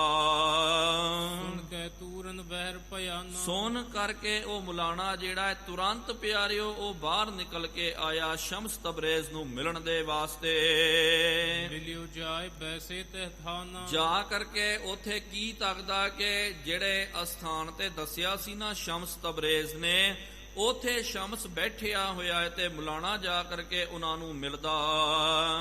ਦੀਨ ਭਇਓ ਪਰਿਉ ਜਬ ਪਾਈ। ਜਦੋਂ ਦੀਨ ਹੋ ਕਰਕੇ ਮੌਲਾਣਾ ਜੋ ਹੈ ਉਹਨੇ ਜਾ ਕਰਕੇ ਸ਼ਮਸ ਤਬਰੇਜ਼ ਦੇ ਪੈਰੀ ਪੈਣਾ ਕੀਤਾ, ਚਰਨੀ ਲੱਗ ਗਿਆ। ਸ਼ਮਸ ਦੀਨ ਉਪਦੇਸ਼ ਬਤਾਈ। ਤਾਂ ਅੱਗੋਂ ਸ਼ਮਸ ਤਬਰੇਜ਼ ਨੇ ਉਸ ਮੁਲਾਣੇ ਨੂੰ, ਜੇ ਰਿਸ਼ਤੇ ਦੇ ਵਿੱਚ ਆਪਾਂ ਤੱਕੀਏ ਤੇ ਉਹਦਾ ਇਹ ਨਾਨਾ ਲੱਗਦਾ, ਆਪਣੇ ਨਾਨੇ ਨੂੰ ਉਸ ਮੁਲਾਣੇ ਨੂੰ ਸ਼ਮਸ ਤਬਰੇਜ਼ ਨੇ ਉਪਦੇਸ਼ ਦਿੱਤਾ। ਮਿਲਨ ਖੁਦਾਏ ਭੇਦ ਸਮਝਾਇਓ। ਖੁਦਾ ਨੂੰ ਮਿਲਣ ਦਾ ਜੋ ਭੇਦ ਹੈ, ਕਿਸ ਤਰ੍ਹਾਂ ਖੁਦਾ ਦੀ ਪ੍ਰਾਪਤੀ ਹੁੰਦੀ ਹੈ, ਕਿਸ ਤਰ੍ਹਾਂ ਜੀਵ ਤੇ ਈਸ਼ ਦਾ ਮਿਲਾਪ ਹੁੰਦਾ, ਉਹ ਸਾਰਾ ਭੇਦ ਸ਼ਮਸ ਨੇ ਦੱਸ ਦਿੱਤਾ। ਅਪਰਥਾਨ ਤਬ ਆਪ ਸਿਧਾਈ। ਇਸ ਤਰ੍ਹਾਂ ਉਹਨੂੰ ਉਪਦੇਸ਼ ਦੇ ਕਰਕੇ ਸ਼ਮਸ ਤਬਰੇਜ਼ ਜਿਹੜਾ ਹੈ ਉਥੋਂ ਵਿਦਾ ਹੋ ਕਰਕੇ ਉਹ ਦੂਜੇ ਅਸਥਾਨ ਤੇ ਚੱਲ ਗਿਆ, ਭਾਵ ਕਿ ਉਥੇ ਨਹੀਂ ਟਿਕਣਾ ਕੀਤਾ, ਉਥੋਂ ਉਹ ਅੱਗੇ ਨਿਕਲ ਗਿਆ ਹੈ। ਬੀਤਿਓ ਜਬ ਪੁਨ ਕੇਤਿਕ ਕਾਲ। ਇਸ ਤਰ੍ਹਾਂ ਪਿਆਰਿਓ ਬਾਅਦ ਦੇ ਵਿੱਚ ਬਹੁਤ ਲੰਬਾ ਸਮਾਂ ਜਦੋਂ ਬਤੀਤ ਹੋਇਆ, ਰਹਿ ਇੱਕ ਭੂਪਤ ਹੁਤੋ ਵਿਸਾਲਾ। ਉਥੇ ਫਿਰ ਦੱਸਦੇ ਹਨ ਉਸ ਇਲਾਕੇ ਦੇ ਵਿੱਚ ਇੱਕ ਬਹੁਤ ਵੱਡਾ ਜਿਹੜਾ ਰਾਜਾ ਹੈ, ਕਿਸ ਕਾਰਨ ਤਹ ਸੁਤ ਮਰ ਗਇਓ। ਕਿਸੇ ਕਾਰਨ ਕਰਕੇ ਉਹਦਾ ਇੱਕ ਲੜਕਾ ਜਿਹੜਾ ਇੱਕੋ ਇੱਕ ਪੁੱਤ ਸੀ ਉਹਦਾ ਬੱਚਾ ਜਿਹੜਾ ਉਹ ਮਾਰਿਆ ਗਿਆ, ਉਹ ਮਰ ਗਿਆ।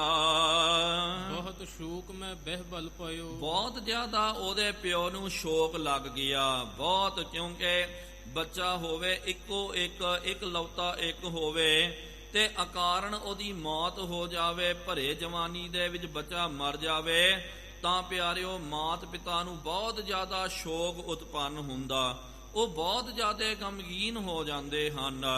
ਤੇ ਰਾਜਾ ਵੀ ਜਿਹੜਾ ਉਹਦਾ ਇੱਕੋ ਇੱਕ ਕਾਕਾ ਸੀ, ਉਹ ਵੀ ਭਰ ਜਵਾਨੀ ਦੇ ਵਿੱਚ ਮਰ ਗਿਆ ਤੇ ਪਰਿਵਾਰ ਦੇ ਵਿੱਚ, ਸਾਰੇ ਰਾਜ ਦਰਬਾਰ ਦੇ ਵਿੱਚ ਬਹੁਤ ਜ਼ਿਆਦਾ ਸ਼ੋਕ ਪੈਦਾ ਹੋ ਗਿਆ। ਤਿੰਨ ਗਹਿ ਲੀਨ ਫਕੀਰ ਮੁੱਲਾ ਨੇ। ਉਹਨੇ ਕੀ ਕਰਨਾ ਕੀਤਾ, ਰਾਜੇ ਨੇ ਕੀ ਕੀਤਾ ਹੈ, ਤੇ ਰਾਜੇ ਨੇ ਜਿੰਨੇ ਵੀ ਨਗਰ ਦੇ ਵਿੱਚ ਸਾਧੂ ਸੰਤ ਫਕੀਰ ਸਨ ਉਹਨਾਂ ਨੂੰ ਜਾ ਕਰਕੇ ਫੜਵਾ ਲਿਆ। ਸਿਪਾਹੀਆਂ ਨੂੰ ਕਹਿ ਦਿੱਤਾ ਕਿ ਜਾਓ ਭਾਈ, ਜਾ ਕਰਕੇ ਜਿੰਨੇ ਵੀ ਸਾਧੂ ਸੰਤ ਹਨ ਉਹਨਾਂ ਨੂੰ ਤੁਸੀਂ ਫੜ ਲੈਣਾ ਕਰੋ। ਬਹੁਤ ਆਨ ਕਰ ਕੈਦ ਕਰਾਨੇ। ਸਾਰਿਆਂ ਨੂੰ ਫੜ ਕਰਕੇ ਉਹਦੇ ਬੰਦਿਆਂ ਨੇ ਕੀ ਕਰ ਦਿੱਤਾ, ਉਹਦੇ ਕੈਦਖਾਨੇ ਦੇ ਵਿੱਚ ਸਾਧੂ ਸੰਤਾਂ ਨੂੰ ਪਵਾ ਦਿੱਤਾ ਗਿਆ।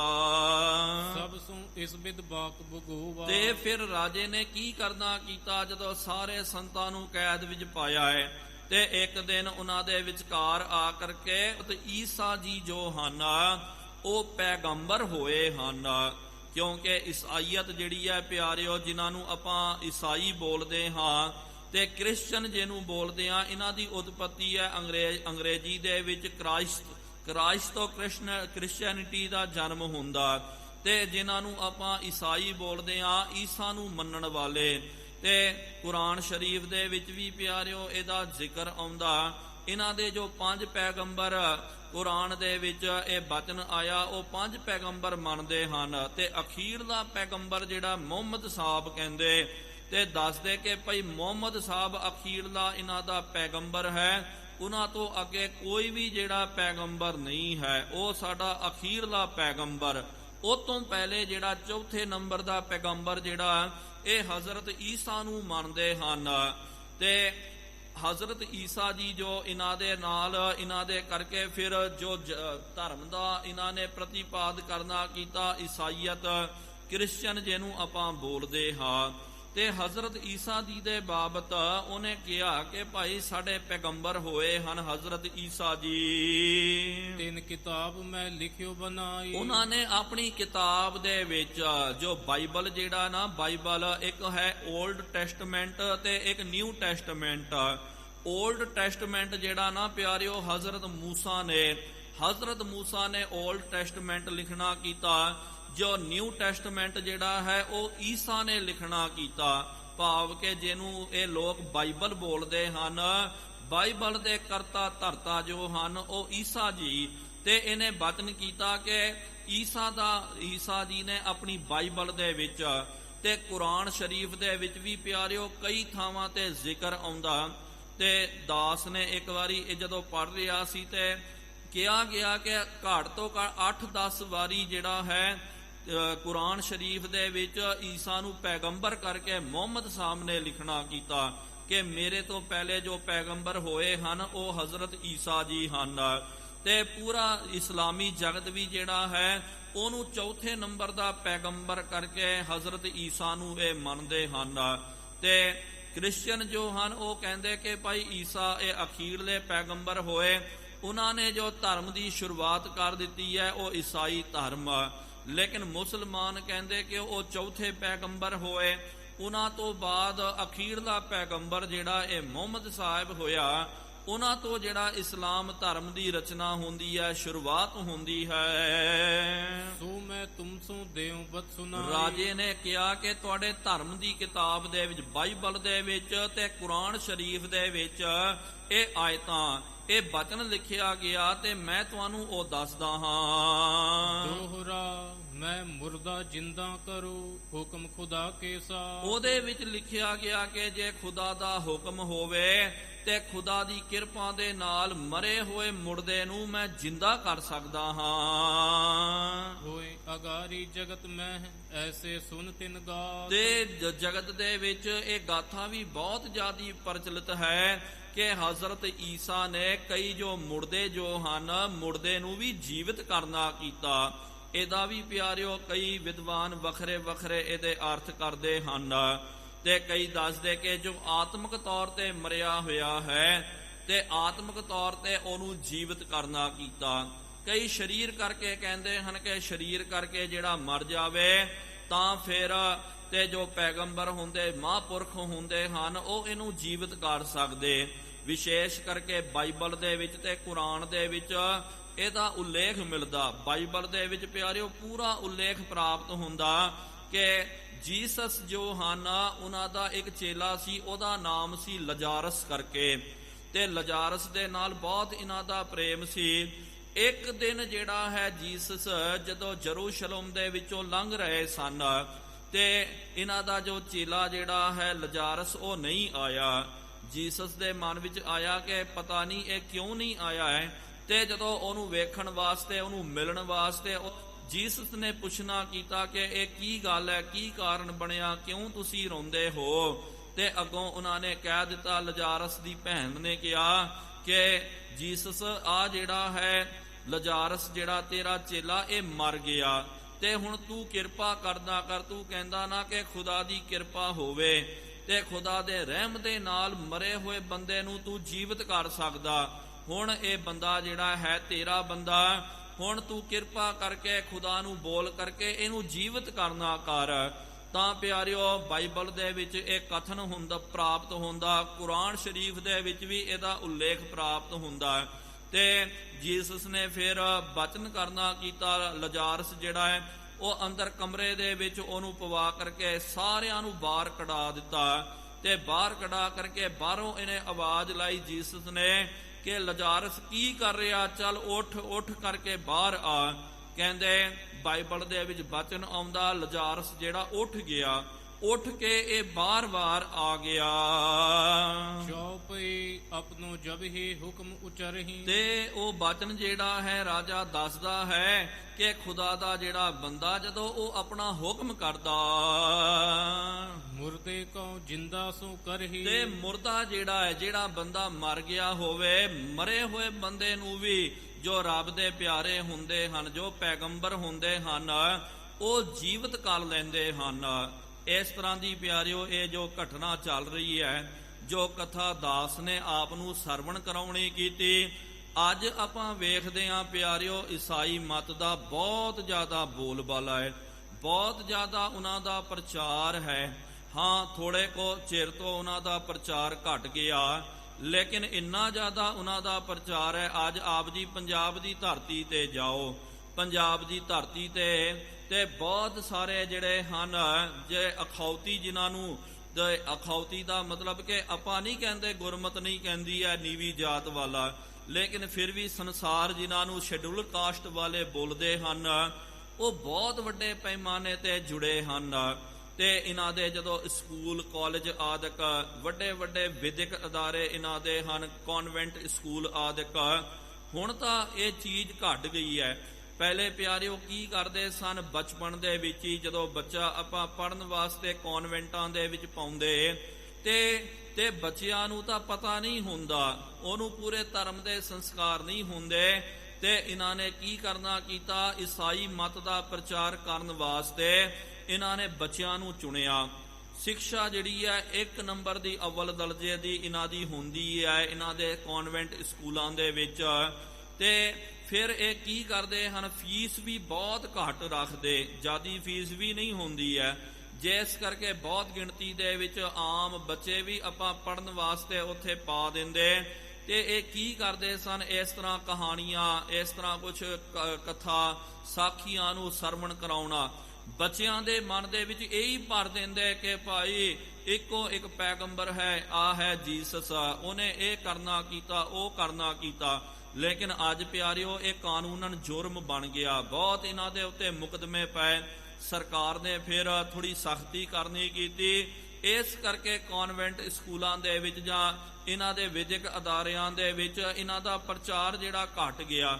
ਨਹੀਂ ਤਾਂ ਬੱਚੇ ਨੂੰ ਆਪ ਜੀ ਪੁੱਛੋ, ਉਹਨੂੰ ਗੁਰੂ ਦਾ ਨਾਮ ਪਤਾ ਨਹੀਂ ਹੁੰਦਾ। ਜੇ ਸਿੱਖ ਬੱਚਾ ਪੜਦਾ ਹੋਵੇ ਕਨਵੈਂਟ ਦੇ ਵਿੱਚ ਤੇ ਉਹਨੂੰ ਗੁਰੂ ਸਾਹਿਬ ਦਾ ਨਾਮ ਪੁੱਛੋ, ਉਹ ਗੁਰੂ ਸਾਹਿਬ ਦਾ ਨਾਮ ਨਹੀਂ ਜਾਣਦਾ। ਲੇਕਿਨ ਉਹਨੂੰ ਫਿਰ ਪੁੱਛੋ, ਉਹ ਪੂਰਾ ਬਾਈਬਲ ਦੇ ਬਾਬਤ ਪੂਰਾ ਜਿਹੜਾ ਹੈ ਇਹਨਾਂ ਦੀ ਈਸਾਈਅਤ ਦੇ ਬਾਬਤ ਉਹ ਦੱਸ ਦਿੰਦਾ ਸੀ।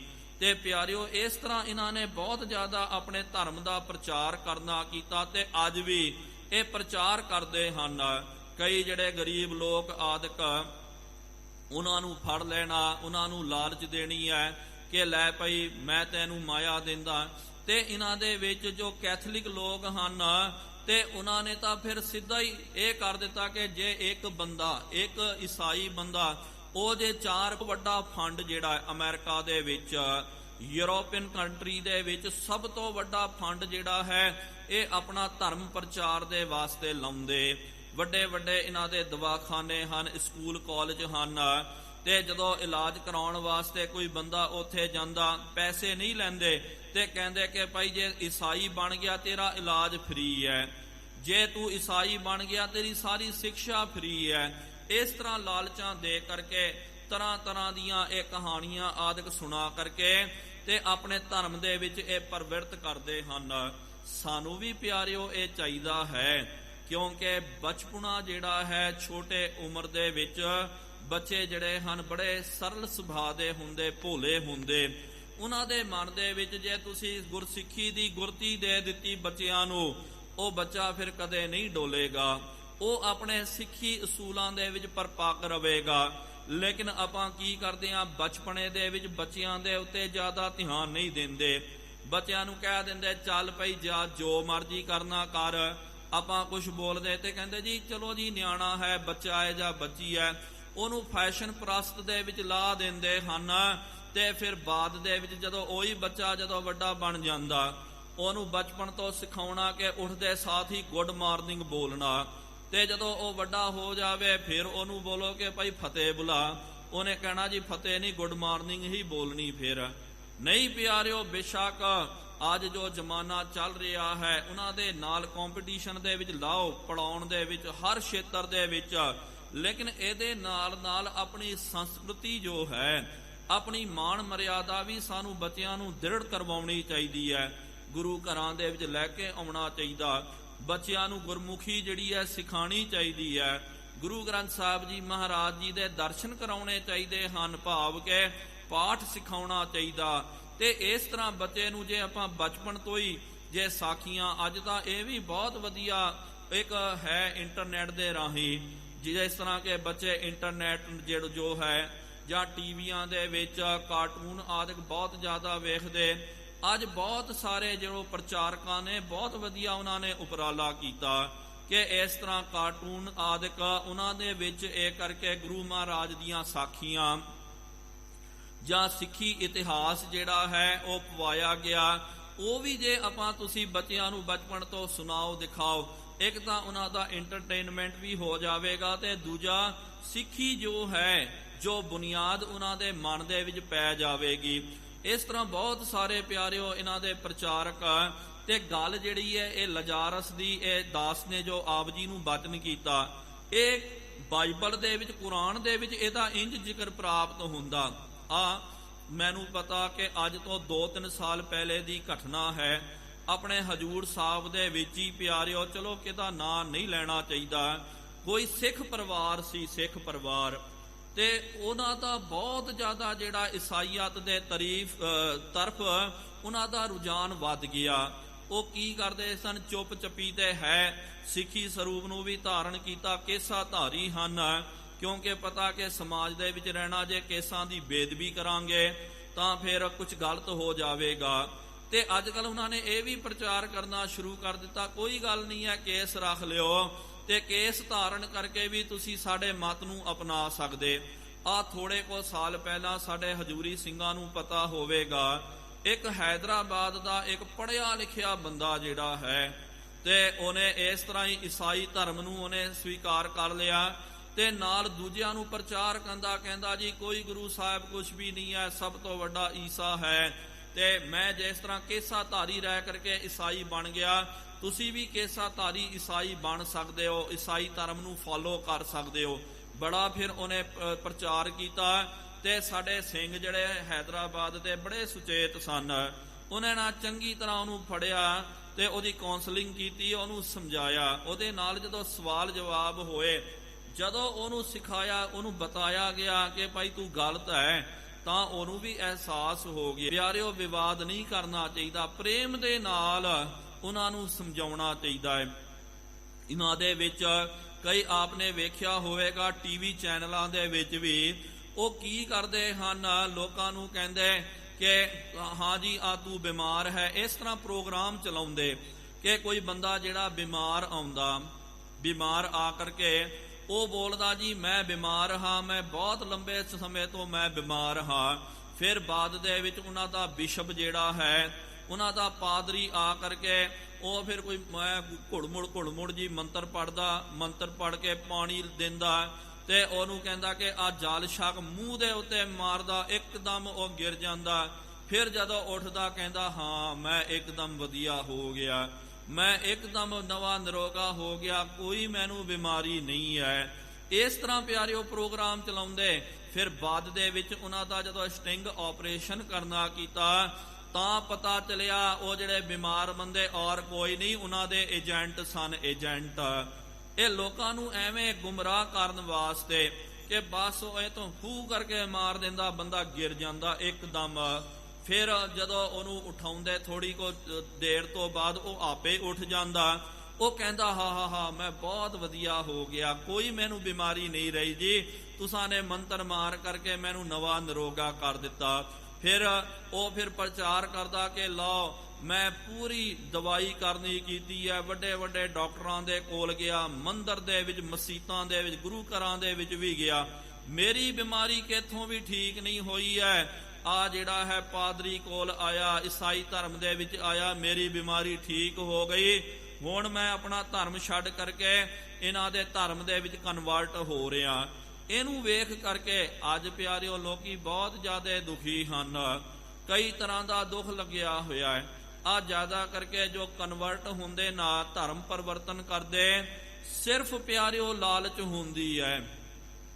ਕਈ ਇਹ ਲਾਲਚ ਦੇ ਵਾਸਤੇ ਦੇਖੋ ਸਤਿਗੁਰੂ ਮਹਾਰਾਜ ਨੇ ਵੀ ਕਿਹਾ ਸੀ ਨਾ, 4 ਪ੍ਰਕਾਰ ਦੀ ਸਿੱਖੀ ਜੋ ਹੈ ਉਹਦੇ ਵਿੱਚ ਦੇਖਾ ਦੇਖੀ ਸਿੱਖੀ ਜਿਹੜੀ ਹੈ, ਹਿਰਸ ਦੀ ਸਿੱਖੀ ਜਿਹੜੀ ਹੈ, ਤੇ ਆ ਹਿਰਸ ਦੀ ਦੇਖਾ ਦੇਖੀ ਲਾਲਚ ਦੀ ਸਿੱਖੀ ਜਿਹੜੀ ਹੈ ਉਹ ਸ਼੍ਰੇਣੀ ਦੇ ਵਿੱਚ ਆਉਂਦੇ। ਤੇ ਕੋਈ ਵੇਖਦਾ ਕਿ ਭਾਈ ਉਹ ਫਲਾਣਾ ਤਾਂ ਗਰੀਬ ਸੀ, ਉਹ ਸਿੱਖ ਬਣ ਗਿਆ, ਉਹਨੂੰ 4 ਟਾਈਮ ਵਧੀਆ ਲੰਗਰ ਮਿਲਦਾ, ਪ੍ਰਸ਼ਾਦਾ ਮਿਲਦਾ, ਗੁਰੂ ਘਰ ਦੇ ਸਕੂਲ ਦੇ ਵਿੱਚ ਉਹ ਫ੍ਰੀ ਪੜਦਾ ਹੈ, ਜਾਂ ਔਰ ਇਹਨੂੰ ਇਹ ਸੁਵਿਧਾ ਮਿਲ ਰਹੀ ਹੈ, ਨੌਕਰੀ ਲੱਗ ਰਹੀ ਹੈ।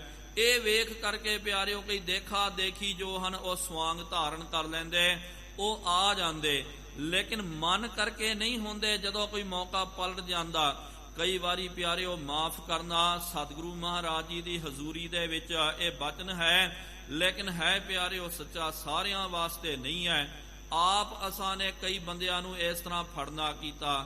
ਕਈ ਕੀ ਕਰਦੇ ਹਨ, ਹੁੰਦੇ ਪਿਆਰਿਓ ਪਤਾ ਨਹੀਂ ਅਨਮਤੀਏ ਹੁੰਦੇ, ਰੋਨੇ ਮੁੰਨੇ ਜੇ ਹੁੰਦੇ, ਤੇ ਇੱਥੇ ਆ ਕਰਕੇ ਵੇਖਣਾ ਕੋਈ ਕੰਮ ਨਹੀਂ ਮਿਲਦਾ ਜੀ, ਤੇ ਕੀ ਕਰਦੇ ਹਨ ਪਿਆਰਿਓ ਮਾਫ ਕਰ ਦਿਓ, ਲੇਕਿਨ ਬਚਨ ਕਰੜਾ ਹੈ ਤੇ ਸੱਚਾ ਬਚਨ ਹੈ, ਹਰ ਕਿਸੇ ਵਾਸਤੇ ਨਹੀਂ, ਲੇਕਿਨ ਕਈਆਂ ਦੇ ਵਾਸਤੇ ਆਪ ਨੂੰ ਖੁਦ ਬਾ ਖੁਦ ਯਾਦ ਵੀ ਆ ਜਾਵੇਗਾ। ਫਿਰ ਕੀ ਕਰਨਾ ਜੀ, ਇੱਥੇ ਪਾਠ ਆਦਿਕ ਕਰਨਾ, ਮਾਇਆ ਕਮਾਉਣੀ ਇਹ ਕਰਨਾ। ਫਿਰ ਜਦੋਂ ਕੋਈ ਕੰਮ ਨਹੀਂ ਬਣਦਾ, ਇੱਥੋਂ ਫਿਰ ਚੱਲ ਜਾਂਦੇ ਹਨ ਜਾ ਕਰਕੇ ਪਿੰਡਾਂ ਦੇ ਵਿੱਚ ਜਾਂ ਦੂਜੇ ਪਾਸੇ ਜਾ ਕਰਕੇ ਸਿਰ ਮੂੰਹ ਮੁਨਾ ਕਰਕੇ ਆਪਣੇ ਕੰਮਾਂ ਦੇ ਵਿੱਚ ਲੱਗ ਜਾਂਦੇ।